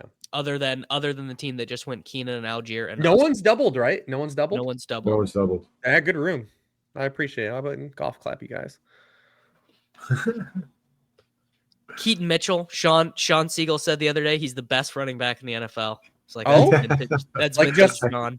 Named Keaton? Just the best running back in the NFL, Keaton Mitchell. I respect it. I love it. It's people are gonna be mad if Big Dog actually gets hurt and like it's Justice Hill, like nothing changes, like Justice Hill still just playing all the Justice Hill stuff because that's going to happen. Well, I was going to say that's exactly what will happen. Justice Hill will not get a singular more carry than he would have before. I pulled a funny stat the other day. Justice Hill, greatest amount of rushing yards in his career is 60. Keaton Mitchell, 139 rushing yards in his very first start. But we get primetime Justice Hill week 1. That's all that matters. Yeah. Yeah. I was like, whoa, Keaton Mitchell in the 12th round. I mean, he's going to cook if Derrick Henry goes down, but 12th round is aggressive. His game log, his NFL game log is so silly. Like the 4-game sample he had. Isn't he at like 8 yards per carry? Yeah, it's absolutely bonkers. He was like poor man's Achane like 2 years ago, like Baltimore Achane. Yep. He led the NFL his rookie year in rushing yards over expectation. Not rushing yards over expectation per carry, just rushing yards over expectation. Todd Monken literally came out and said it's going to be hard for him to find the field. Yeah. What is? Oh, cool, JJ. Oh, just throw the cold water. No, I mean, like he's not. I just don't think he's gonna be very relevant without an injury. No, absolutely. No, he's like Bill. Right, he's JJ. like Bill Shipley, but focus. All right, there's like 5 picks until our pick. We're taking. Kyler might make it all the way back to us. That would be wild. Woody Marks. Everyone else has a quarterback. Yeah, I have Kyler and Woody Marks in the queue. Okonkwo. Chig, Woody, Kyler. Woody is a very good pick for this team. It is. Because we need more running back. We're gonna get boxed out, I think, on the backup tight ends, but also are we just okay rolling Ferguson out there if we have to and just dealing with it as we move on? It's not like I don't think we have to force any of these tight ends. I'd rather get another running back, I think. Oh, well, I was gonna toss out if we want him. We are going to have to take him. Well, now. We could wait though. No. I think we wait. No, Mr. I think we need I want to see who got drafted. Yeah, I want to cross guys off the list. I want to do a running back again. I want to throw more running back bullets. Yeah, we need. Tyler and Woody Marks would be a sick turn. I agree. Yeah. My next best running back most is Shipley. Wow, come on.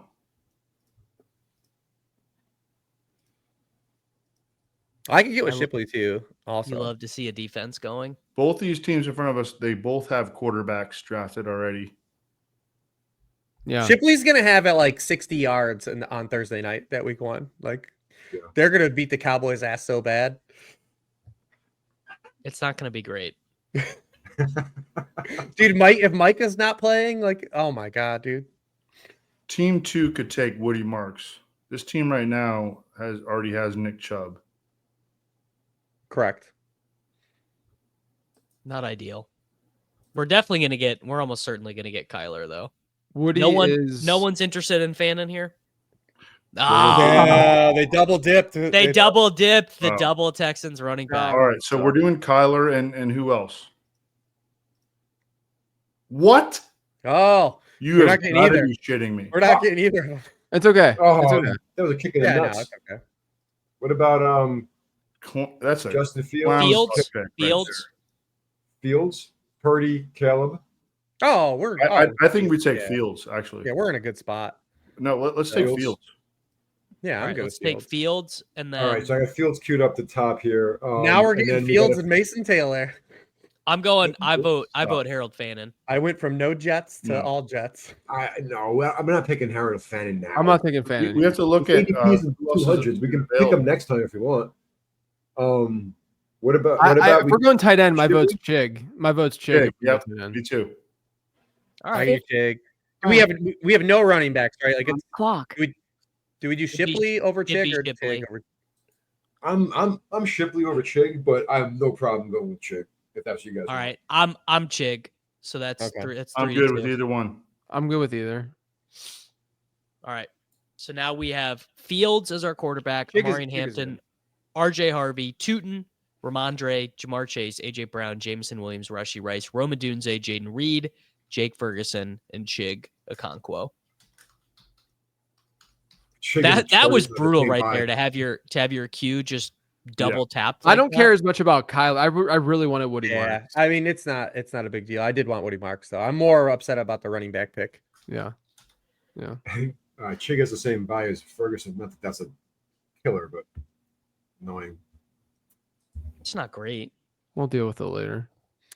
Yeah, that was my whole thing about taking the tight end too. There, anyways, is that like we were gonna probably play Ferguson most of the way out. Anyways, we could just calibrate as we move on, but having the running backs get pulled away from us.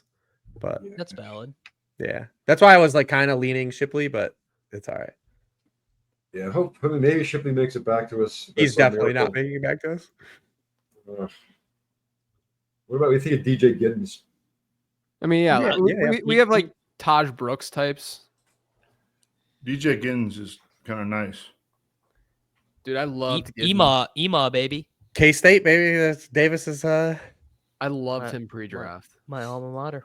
Pouring out for Deuce Vaughn, Davis. Ah, dude, he'll be back. Nepo baby season. He's going right back on that practice squad, brother. Because ain't no one else claiming him. Let's get Jarquez late too. Your boy. Yeah, dude. I mean, Corum is a Boy. good pick. I can't believe. I just you think guys Hunter's didn't- better.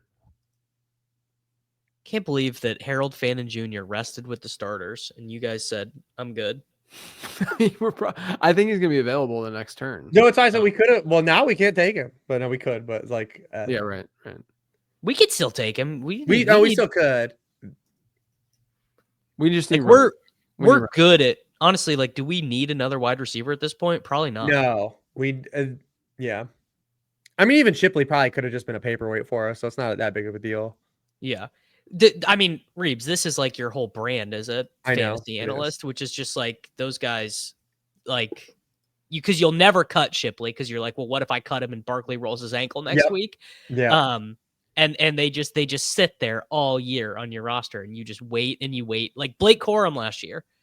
Yeah. Like Blake Corum, like struck like philosophically, I think was a fine pick, but he just sunk you because you couldn't cut him. By the way, I feel good that we didn't get Jalen Hurts earlier. You're right. Every time. Every time. You guys are right. You guys are right.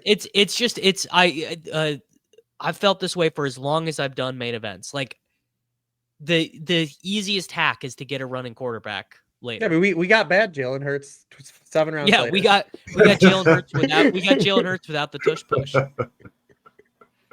We got the Charmander. I would still be totally cool getting like a Love or Purdy also. Yes. Yeah. Oh yeah. Yeah. Purdy, I think would be great. I got no issue with that. This is a Sean Tucker team. Sean Tucker Could be. good Very pick. well Yeah.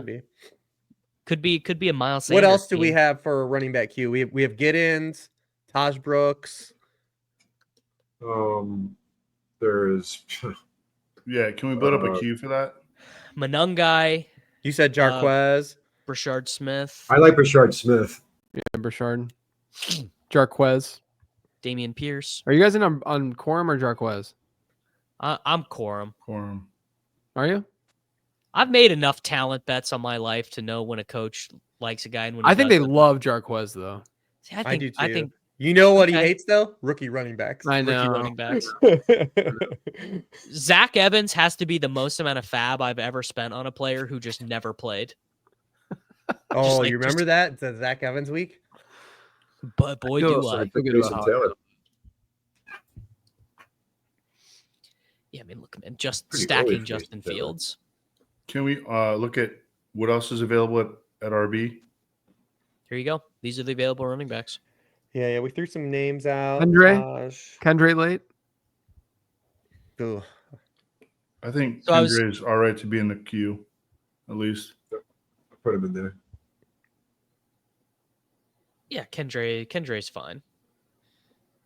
I don't think you're doing cartwheels to take Kendra. No, Well, I mean, we're at Yeah, the point. I'm I never been mean, a Kendra guy. he is the Saints' clear number 2.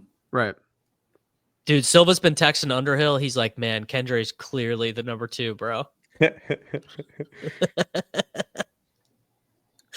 There's So I was truth to that. so I was looking at Saints game logs the other day to just be like, how bad could things really be for Rashid Shaheed, who I have a big old fat bag of? And the answer is worse than you can even imagine. Kendra Yeah. Miller started 2 games for the New Orleans Saints in the fantasy football playoffs last year. do you remember that game they played against the Packers? Like that Dude, was the worst football game that's ever happened. That game and then the next week he had 20 touches combined for 21 yards, no touchdowns. There goes Shipley. Dude, that was the worst football game I've ever seen in my life. I don't know if that like it's probably recency bias, but that was an absolute travesty. Which one was it? Sorry, I wasn't paying attention. Saints Packers week. Saints Packers was a 16. Monday night game last year. Oh God. Yeah. Yeah. What's a worse game I've seen? Oh, well, actually, guys, Any Jags Titans game on Thursday night? this group of 5 men right here was prominently involved in the worst football game that anyone was forced to see because we picked up and started Kendall Hinton. We did. Oh my God, we did. But also props to Kendall Hinton because how many humans like he was put in a spot where like a An no-win impossible situation, spot. and he gets like dunked on and like imagine being a dude that's on like a practice squad or whatever and they're like, hey dude, we have to call you up, we have to have you start and play quarterback. He's like, this is my only chance to play, and like just gets dunked on for it. Like he was just a good soldier. Yeah. Like- Davis, you see, you just got drafted. Joe Mixon. No, before that. Before that. Yeah. I mean, that's not even surprising. Like you guys act like that is a surprise. Harold Fannin Jr. is like a 14th round pick. All right, hey, we're coming up. I know his mom. We have in the queue. DJ Giddens, Taj you know Brooks, Yeah. Okay. some other running back kind of fodder. Giddens I think we would be. should- I would take Giddens for sure. They just went fucking hell. God Almighty. I think we should look at one of these loser tight ends. My vote would be Jatavian Sanders. We don't need to take another tight end. No. Stop. I do say not we feel as look at. confident as you guys that are about our tight ends. I think we take one of the other quarterbacks we really want and a Okay. running back. I say Caleb and Taj Brooks. Yeah, that's cool, man. All right, I'd be okay with that. I'm Team Purdy. Oh, Purdy's still up there. Although I Yeah. actually I have them back to back in my rankings, but Yeah, I Purdy's like good. having the Adunze stack. This you just want to Pretty stack. got taken, I think. Yo, we're did he? coming up. We need to get some guys in the queue here. You we like do. Caleb more than Jordan Love? Yeah, Yeah, I think he's got a potential higher ceiling. He's got a That's way true. higher ceiling. What about Wait, Herbert? Love was really good when they actually threw last year. Dude, come on, man. You saw Caleb Williams. You saw him. Come on, Reeves. You saw You see him? You see him? You see him. I mean I feel like Caleb and Fields kind of work to. Well, I Yeah, it's like 2 of the shittiest quarterbacks no, imaginable. I was and you thinking, just I was hope- thinking we might get some front end. Justin Fields is gonna get banned. Oh, Purdy just went. That's why I didn't have it. Yeah. Oh. I think we do Taj Brooks and then one of the quarterbacks. I actually would honestly Jordan probably Love vote just for got Brash- drafted. I'd probably Okay. vote for Brashard Smith over, but I do like the way they used Brashard Smith in that last preseason game. Look, I'm a stand. So if we want to go Brashard Smith, I'm down. I have no made pushback, made really. made the team, brother. He hurdled the obstacle. He probably will have more standalone value at least than Brooks, but I think He Brooks could would be have- Jerick McKinnon in the pie Right. in the sky outcome. Yeah, you never know. You guys One wanna do thing Brett Veach likes. Brett Veach is a man after my own heart. He sorts his board by 40 time every year and just drafts clean off that. Brashard Smith was I thought he was a great prospect. Though. I thought he was. He should have been drafted higher than where Yeah, he was. me too. For sure. 1,400 rushing yards his first season ever playing running back. Yeah. Sounds like You we are talked up ourselves next. into just in time for him to get picked right in front of us. All right, then we're gonna go Brashard and Caleb, let's say. Or no, That works for me. Purdy still there or no? Is he gone? Rashard and Purdy- Taj. Purdy went. Brashard and Caleb Williams. Or should we go? We could just go Brashard and Taj. What about Brashard and Taj? I would do that. That's fine. I'm fine with it because we can still get like a Goff if we had to. We could get a So Trevor Lawrence, Trevor Lawrence. Herbert. Yeah. All right, I'm Yeah, down. I I'm down think with double I tapping think the Trevor running back. Lawrence is good. I think Trevor Lawrence would be a good fantasy pick this year. Me too. Yeah, I agree. I I'm had down with double tapping running another back because another We bet his like- touchdowns. We bet his touchdown over already. another bold prediction for me was T-Law over Baker. makes Yeah, sense. I like that. I like that. Now you are on the clock. Dude, everything we we wanted. can, this we can double season- top. Is everybody Yeah, cool with double let's take the tapping? running backs. Yeah, Let's take the running backs. This is going to Yeah. be shit We'll for running push. backs by the time it gets Yeah, back. yeah. To us. I gets back Yep. to us. Let's double tap it. Is everybody good Rashard with and that? Taj. All right, cool.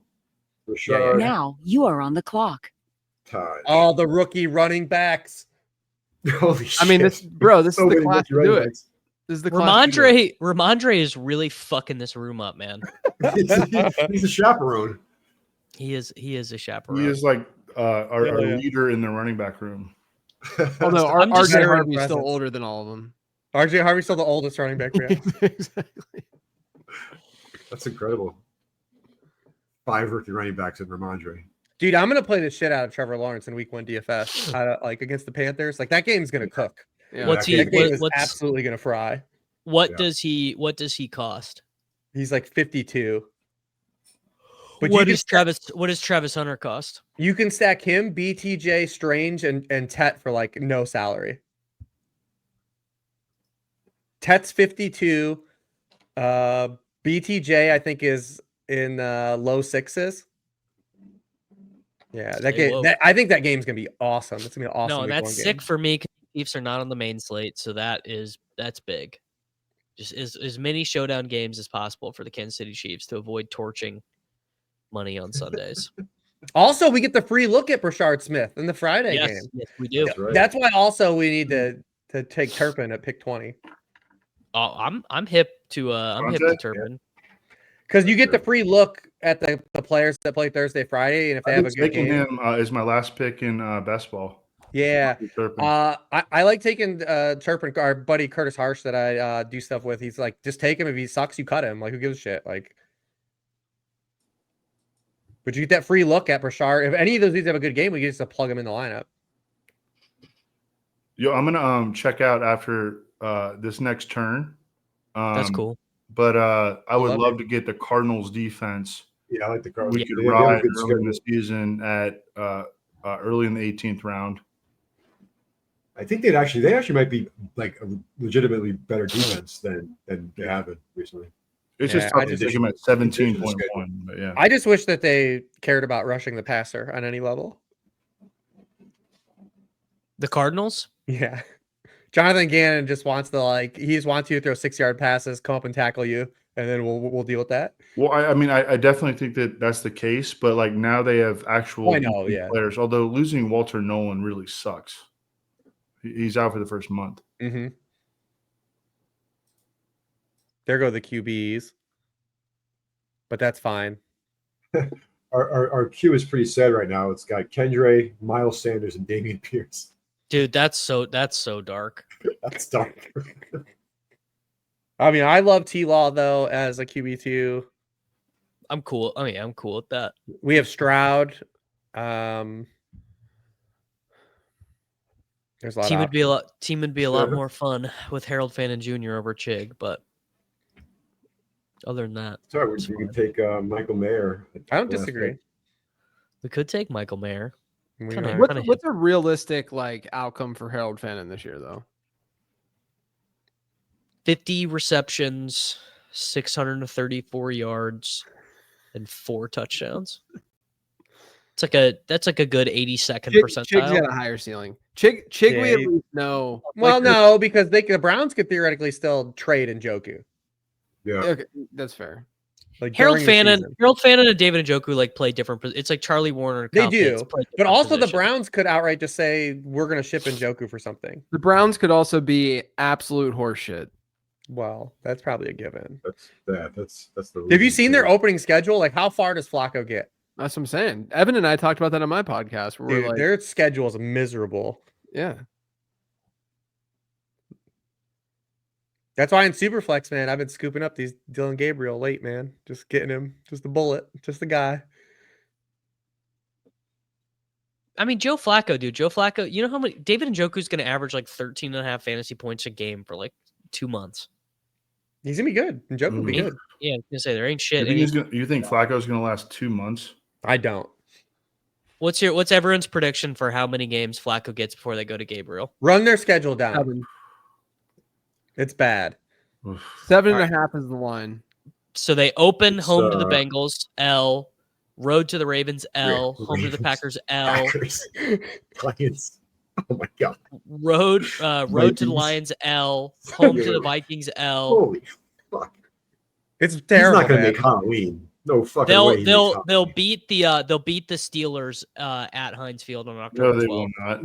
No. Well, They'll our vice beat the Steelers president? in Cleveland. They'll beat the Steelers in Cleveland. Wow. Yeah, Talk- he might make Columbus Day. No, they had that last year. In front of our vice president. Who's going to be our next vice president? You're probably not wrong. Oh, okay. I can't even. I did not realize that was their schedule. My God. It's a dude. Like, what are Gauntlet. they? Are they even within a touchdown as dogs in any of those games? Maybe That's they're a lot maybe to they're look up, Reeves. You know, 6.5 point dogs. how will you Google it, Reeves? You look it up. I'm not. I'm asking Davis. He's man in the internet. A man in the internet, huh?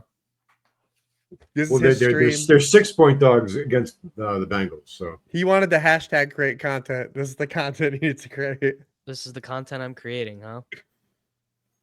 Is this a video that you're putting up? yeah, they're It's audio.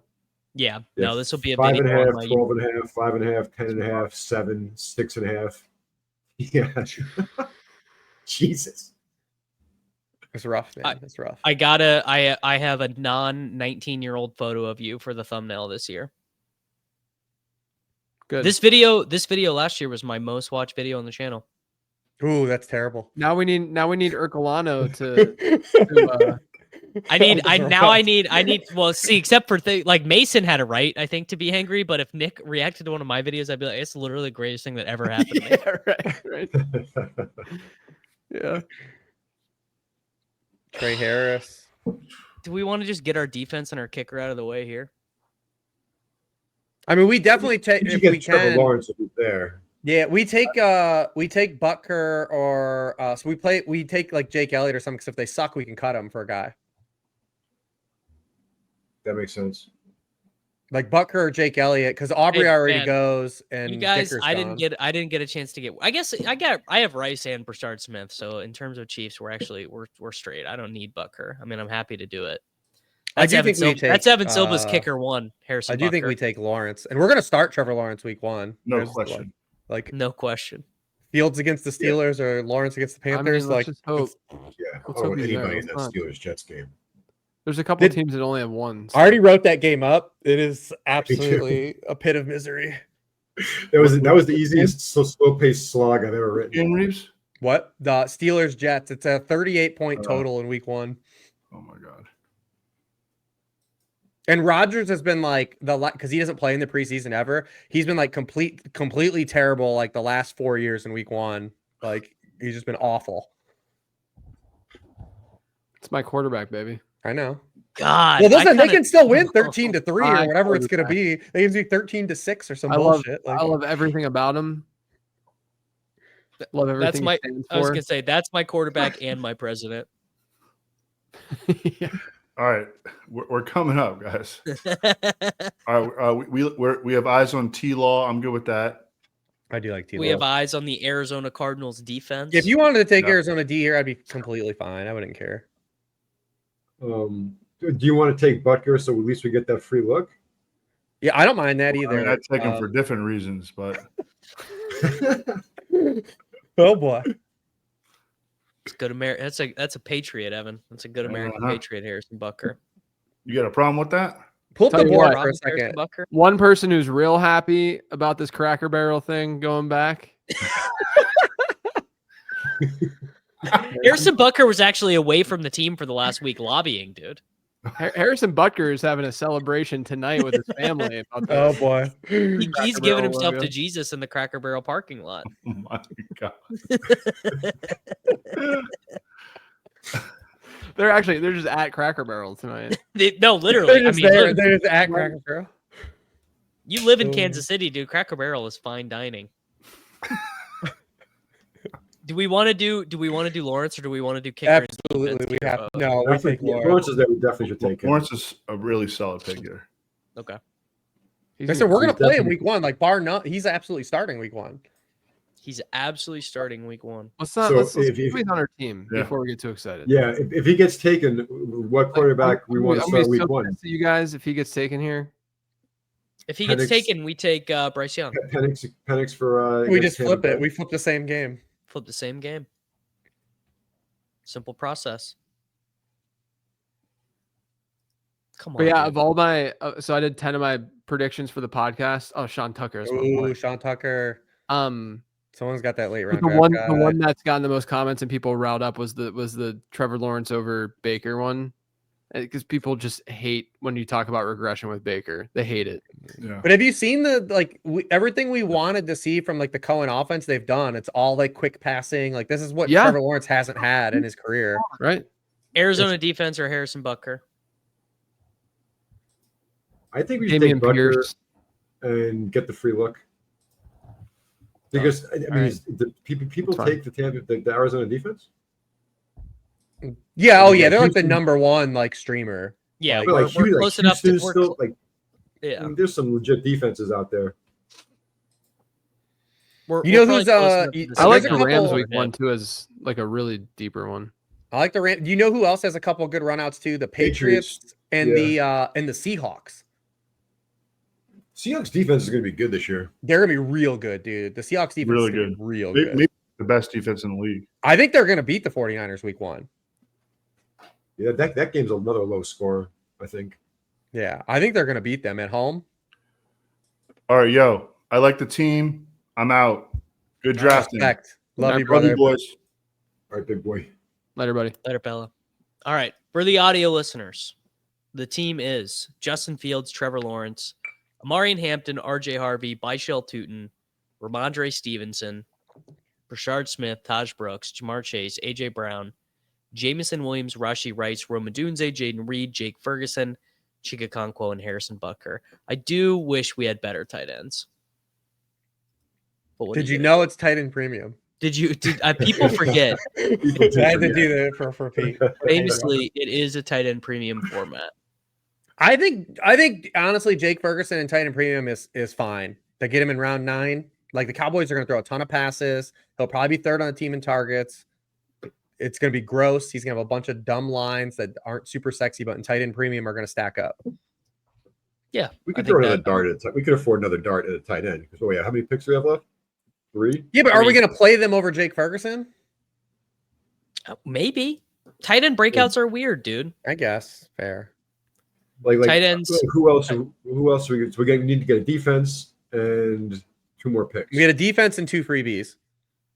I mean, I'll tell you something that perked my ears up, and I couldn't exactly process why this was happening. But famously, the Rams do not give a shit about the preseason. Like Sean McVay, just never. Yeah, they did. They don't care. But Terrence Ferguson played. Yeah, because he was out. Quarters. He looked awesome. But was it because he was out and he wanted to get action in, or was it because they don't have any plans for him? I still think Ferguson's a 2026 guy. Yeah, they're gonna play Higbee, man. But he's sick. I was gonna say Higbee is a pretty decent pick here, I think. But I feel like if you're gonna go that route, you're just as well off going with Arroyo or something. Yeah, let's at least pull our wangs out. Jared Wiley. Tyler Higbee. I can't. There, like it's limp, dude. It's limp. I wanted Dameon Pierce, but he just went. Because he's one of those guys that we're going to know right away, and we can just get rid of the roster spot. I think Miles Sanders is kind of in that same ilk. Sure. Like, well, to be fair, you can pick up Miles Sanders, and if you get to look at him too. That's true. Yeah. Like if he has no role, you could just cut him. Tell you what, I did not buy into Sanders in best ball. Nah, I couldn't do it. I just couldn't bring myself to. I tweeted about it a couple of times. My main thing was like, how are we so much more confident that Javonte is going to be the guy than Sanders? That they're going like 9 rounds apart. Yeah. Well, the answer was neither of those two. Let's be real. The answer is Jaden Blue. Yes. Hey, don't hate on my. So we were in the Kings Classic in Canton, and I had a hero RB build with like CMC. Then like Rich and I actually had very similar builds in our snake drafts. Yeah. It was CMC and then just like 7 straight wide receivers. I think Rich went like 8 straight. Yeah. And then it's 14 It's 14 teams too. So yeah. But I just needed bodies, and I took Javonte, and it's a 14-team league in like round 12, and they gave me so much shit for it. I got so much. Someone had a great line for it. It was like to have some respect for yourself or something. I think Harmon said that, yeah. But Harmon drafted Ramondre and Brian Robinson, so get out of here. Buddy, we drafted Ramondre. Yeah, I know. And I don't have much respect for myself. And we shouldn't have. I think taking Ramondre there is fine. RB44? It's fine. He's been an avoid for me this year. I think he's probably an avoid for most of you guys, but he also... It's so hard whenever you write that up from like a content standpoint, because like the ADP shifts so much from when you start to say that in like early July to like now, you know? Yeah. Well, we did the show and I did Brian Robinson, and it's like now it's kind of just like moot is whatever. Right. It's been happening a lot. JJ, you and I did that show, and I said Isaac Urendo was one of the week 17 high scorers, and then he died immediately. He re-injured his shoulder. My picks have aged well in that because I had Egbuka, Bayshall, Tootin, and McBride. Did you see so that week he came back to practice, he fumbled 3 times with like that harness on, and they immediately were like, nah. They're like, we're getting else. I literally did not see that. Yeah, so he came back to practice and like had like a harness on his shoulder, and like he fumbled like 3 times the first practice with like, and they were like, nope, we can't do this week 1. Like there's no way, we got to get someone else. Yeah. Bro, if Jarquez Hunter's a thing and we didn't get him, you guys are gonna pay. Yeah. The thing is, he'd be like one of the first cuts. I read the draft guide. Yeah, I think he's just very good. But yes, you're right. It's the kind of player that I don't really like drafting because he's just gonna be off the team.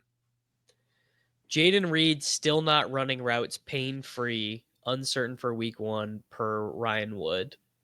Mm-hmm. Sick, dude. Good times. Love to not be pain-free on August 27th. I still think, though, like I've drafted him a ton and managed because he's falling so much. And like, I'll eat it for a couple weeks just because, you know. You don't have to start him. Right. He's a double-digit round pick. He's like my wide receiver. Dude. Jaden Reed was such a freaking awesome guy to start in fantasy last year. Oh, fuck. Silva's going to kill us. Arizona. It was going to happen, though. It was going to happen. We can get he can't be that mad. We got him. We got him Harrison Butker. We got him Jake Ferguson. That's true. Yeah. Jake Ferguson and Harrison Butker. He was the leader of the Jake Ferguson push. Yeah. So what do you want to go for defense then? New England against the Raiders. Then they have a couple of good matchups after that. Yeah, they have good matches after that. The only problem with the first week Pats is that like Geno you probably get a lot of sacks and stuff. But I don't know. I'm fine with them though. Them and Seattle, and let's say Seattle's the same boat because they play 49ers, and you probably won't get a ton. Who does Seattle have after the 49ers? I'll Google it. That's above my pay grade. Oh, at Pittsburgh, then the Saints, and then the Cardinals. And the Saints. Yeah, that's pretty good. I mean, that's not too bad. That's pretty good. All right, there you go. You guys just solved our defensive conundrum. That's pretty good. We can also wait. So if you guys got some bullets you want to throw, Go to the. I just have a bunch of like peak guys like Miles Sanders, Turpin, Tyquan Thornton. Yeah, because we get to look at those guys. We get to look at Noah Gray. And we can still pick up. Remember, we get to look at those guys and then just cut them for whoever that's left over. Is that I can't remember. I can never remember if you can cut the take a peek guy or not. You just have to bench it. Well, we could cut them. We don't play them and then we cut them. You know how depressing it is to see Jalen Wright and Roshan Johnson's name at the top of this list still out there. I heard from some Miami dudes. Take a shot at Roshan.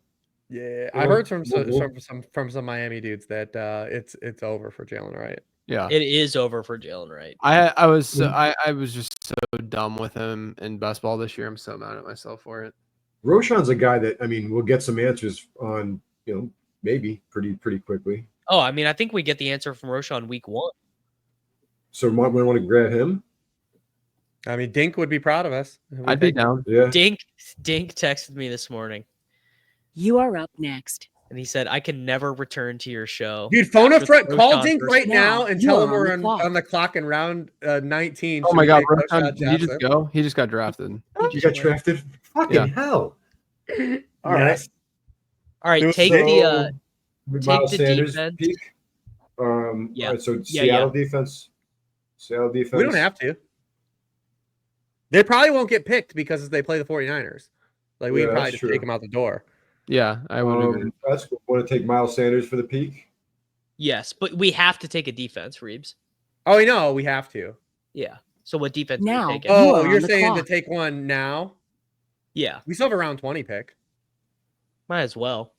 All right. Do you want to take? Yeah, no one's going to take Turpin, so we can hold him or Tyquan or any of these people. Well, what defenses do we have? Seattle, New England. Is KC? Rams. New England works for me. New England. I would lean Seattle because even playing them against the 49ers, like with their it's the offensive line is still a question. No wide receivers. Like they could actually maybe Purdy throws a couple to them. Yeah, I think Seattle's actually not dead. And then they have a good schedule after that. And then the next 3 weeks are smashes. All right, cool. Well, I'm fine with taking and I think they're a legit good defense. Yeah, I think they are going to be good. They were fifth. Patriots are Raiders, Dolphins, Steelers for what it's worth. Who is it? Raiders, Dolphins, Steelers for the Patriots. I actually think Seattle's might be more favorable because even if the 49ers outcome, if you get a shootout, right? You'll get sacks, turnovers. Yeah. You get more opportunities. That's my problem with Jets Steelers is that game's just gonna be a slog. Oh, agreed. Yeah, I can't. Yeah. We know this from playing DFS defense. You actually want some of those games. That's also the problem with the Cardinals, right? Because they play passive defense, and although they play bad quarterbacks, they play passive defense, and the games aren't gonna be shootouts. Chiefs defense was a take a peek. But the problem was, like you said, if we don't take two defenses, we might not be able to cut them. That's right. I forgot. That rule, I kind of always have to remind myself. You get to play a guy. You can play a guy retroactively, but like you said, you have to wait to cut them to make the roster move, right? Yes, I believe that is the rule. We're probably wrong. Someone's probably like, what are you talking about? We'll figure it out next year. And then we're just taking Turpin on the way out, or anyone in that game. Wait to Turpin or Tyquan or Noah Gray. I'm scrolling this. Juju? Team Juju. Well, it could be Elijah Mitchell. I mean, we might want to, go with a tight end because that's probably has a better chance of hitting our lineup. I was gonna say with Noah Gray, Aronde Gadsden, Will Dissly. Well, Gadsden's not gonna play. Yeah, I think Dissly's. Come on, bro. Gadsden's playing. It's gonna be Conk Daddy and Dissly, man. In a division game, Harbaugh ain't playing Aronde Gadsden. Oh, it's Conk Daddy all day, baby. Sometimes mother is the necessity of invention. Rich Hribar. Harbaugh, baby. Harbaugh. Dude wears khakis while he has sex. Wears khakis while he works out. I think this dude's playing a rookie tight end that's not even a tight end, as an actual slot receiver in week 1. How many routes? What route participation for Keandre Lambert-Smith? Week 1. He's gonna run 9 routes week 1. Yeah, he might run 22%. 9 routes. Yeah, 9 routes. Exactly. 9 routes. No, I'd take it, I think. All right. So we're going to take some freaking Jamoke with our final pick. Turpin. How do we feel? Justin Fields and Trevor Lawrence, fine quarterbacks. Omarion Hampton, RJ Harvey, Byshell Tootin, Ramondre Stevenson, Brashard Smith, Taj Brooks, Miles Sanders as our running backs. Jamar Chase, AJ Brown, Jameson Williams, Rashee Rice, Rome Odunze, Jaden Reed, Jake Ferguson, Chikakonkwo, Harrison Butker, the Seattle Seahawks team defense. And receivers are some dudes. I Those like how the receivers are not fucking roster clogging receivers. Like you're happy to play them. We didn't take a receiver in double-digit rounds. Well, I'm sorry, after round 10. That's kind of the right way. That's been my approach all year, is to just rounds 5 through 10, add all your depth, and then just tack on back end running back. If we get one hit out of Tootin, Ramondre, Brashard, Taj Brooks, and Miles Sanders, however you would define that, we are cruising. We are on cruise control. You absolutely love to see it. Yeah. I feel good about it. It looks, and it's got the right blend, I think, of safety and then outright upside. Yeah. I mean, this is basically how I like to do every fantasy football team, which is you get your anchor. We have an anchor wide receiver, we have an anchor running back, and then you can kind of just like, at that point, I feel like you can just let it fly. Like this, we actually would have been fine if AJ Brown got snapped. I probably would have. I probably almost would have wanted to take Trevion Henderson. Would we have felt better if we had gotten one of these tight ends at 6'7", Hawkinson and Njoku? I am absolutely ecstatic that we got AJ Brown at 2.3, and I'm absolutely ecstatic that we got Rashee Rice at 6'7". Because I hate that tier. Like I just not. I'm actually not even really on Njoku this year. Like I'm not very bullish on the. Obviously, getting Kraft would have been nice, or even Loveland, but I don't even think in this format Jake Ferguson is. I think he's completely fine. Right. I think Jake Ferguson, where we got him, is comparable to a lot of those tight ends you just named off in round 6. Yeah, I mean, like, would we be shocked if Jake Ferguson is like less than a point away from TJ Hawkinson this year? Yeah, or Evan Ingram. It's a very similar situation between Ferguson and Hawkinson. And Njoku. Yeah, I'm like Ferguson and Hawkinson is kind of like the same comparison as CeeDee Lamb and Justin Jefferson. It's like except for the other teams, the Cowboys are gonna have 200 more dropbacks. Yeah, that's what I'm saying. They're like you got a better quarterback. Hawkinson also just took at least a slight hit with them getting Thielen. Oh yeah, you know. He's never had more than 6 touchdowns in a season. I'm like not scared of Hawkinson shadow roaming. He is our era's Greg Olsen. This era's. I shouldn't say our. I mean this current era, because we were part of the Greg Olsen era. No, I'm young, dude. I'm so. Boy, Davis, were you part of the Greg Olsen rap era? Oh yeah.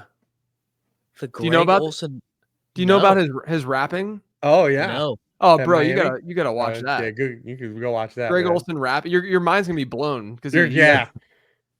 You probably think of him as one way, but he is not that way. Yeah. If you ever wanted to see Michael C. Hall rap, like, yes, this is a real thing. It's a real thing, dude. Oh, and where do you hear these lyrics? A profane, sexually explicit rap song made by the football players. The 7th Floor Crew. The U, baby. Yeah. Damn. KLS win. Again, you got to take those free looks in these formats. Like Jalen Royals, free look. Yeah. Yeah. No, Royals just hurt though, isn't he? Yeah, Royals he's not gonna be a week 1 thing, probably. Right. But if like Brashard Smith catches a touchdown, like we probably are gonna play him. Like if something happens, like he'll just be in our lineup. He returns a kickoff for a touchdown. Bro, if Brashard Smith becomes a thing, we're gonna have a nice dinner at Cracker Barrel, baby. That's what we're paying for the reason. You might have to change this team name, Thorman. I like it. No, but it came out well. I love that the blend of safety and upside. I love that we got AJ Brown at the 2-3 turn. Like I just think that kind of set everything in motion. That was big. That was quite big. I think just because I didn't expect it. I would have liked Jacobs over Hampton, but he went before. It was removed from our hands. Yeah, right. I don't think we made any like wrong choices, you know. And Taylor was gone too. Taylor was gone before then too. It's a real Gene's pick of you. We have some competitors that know the workings of this. KLS, Royals, Thornton. Taekwon. Yeah. I mean, you gotta use that to your advantage. Well, do we want to take Disley or Conk Daddy? We're taking Turpin. Are we doing Turpin or are we going to do a tight end? Because it's a tight end. Tight end for our team might be better, actually. Yeah, I agree with that. You're not wrong. You're not wrong. I agree with that. Let's go Conk You Daddy. are up next. Yeah. You like Conklin instead of Disley? Yeah. Conklin ran. Wait, I wrote that game up. I think Conklin was on the field with Herbert more. Really? Right. Disley caught a touchdown from Trey Lance in the preseason. I will defer to you on Conklin. Hold on. Let me just pull up to make sure, but I'm pretty sure I had it because I did write that game up for like a thing already. What was it? Yeah, Conklin was in on 2/3 of the dropbacks for Herbert. Disley was 50%. Bang. Not that that's anything to like be like lock it in, but like that's probably what it is. Because Disley is more of a blocker, anyways. Yeah. I think for this team we do Conklin. Like we literally. Okay. I mean, if he gets 9.7 points. No, you're right. You're 100% right. We're thinking about it. Well, we also get to look at Ferguson because they play Thursday. Wow. We get to. Now we have so much information. We're gonna have all our tight ends play except for Conquo before we have to set a lineup. All right, folks. Final team. Justin Fields. I'll zoom way in on the draft board here. Jamar Chase, Omarion Hampton, AJ Brown, RJ Harvey, Jamison Williams, Rashee Rice, Roma Dunze, Byshell Tootin, Jake Ferguson, Jaden Reed, Ramondre Stevenson, Justin Fields, Chig Okonkwo, Rashard Smith, Taj Brooks, Trevor Lawrence, Harrison Butker, Miles Sanders, Seattle defense, and Tyler Conklin. You can get all of JJ's work on davidkitchen.com. You can check all of Pat Thorman's work over at Establish the Run. You can get all of Reeb's analysis at sharpfootballanalysis.com. And we will keep you updated on this team as we go through our season. Make sure you like the video. Make sure you subscribe to the channel for daily fantasy football videos. And we'll see you guys all back tomorrow.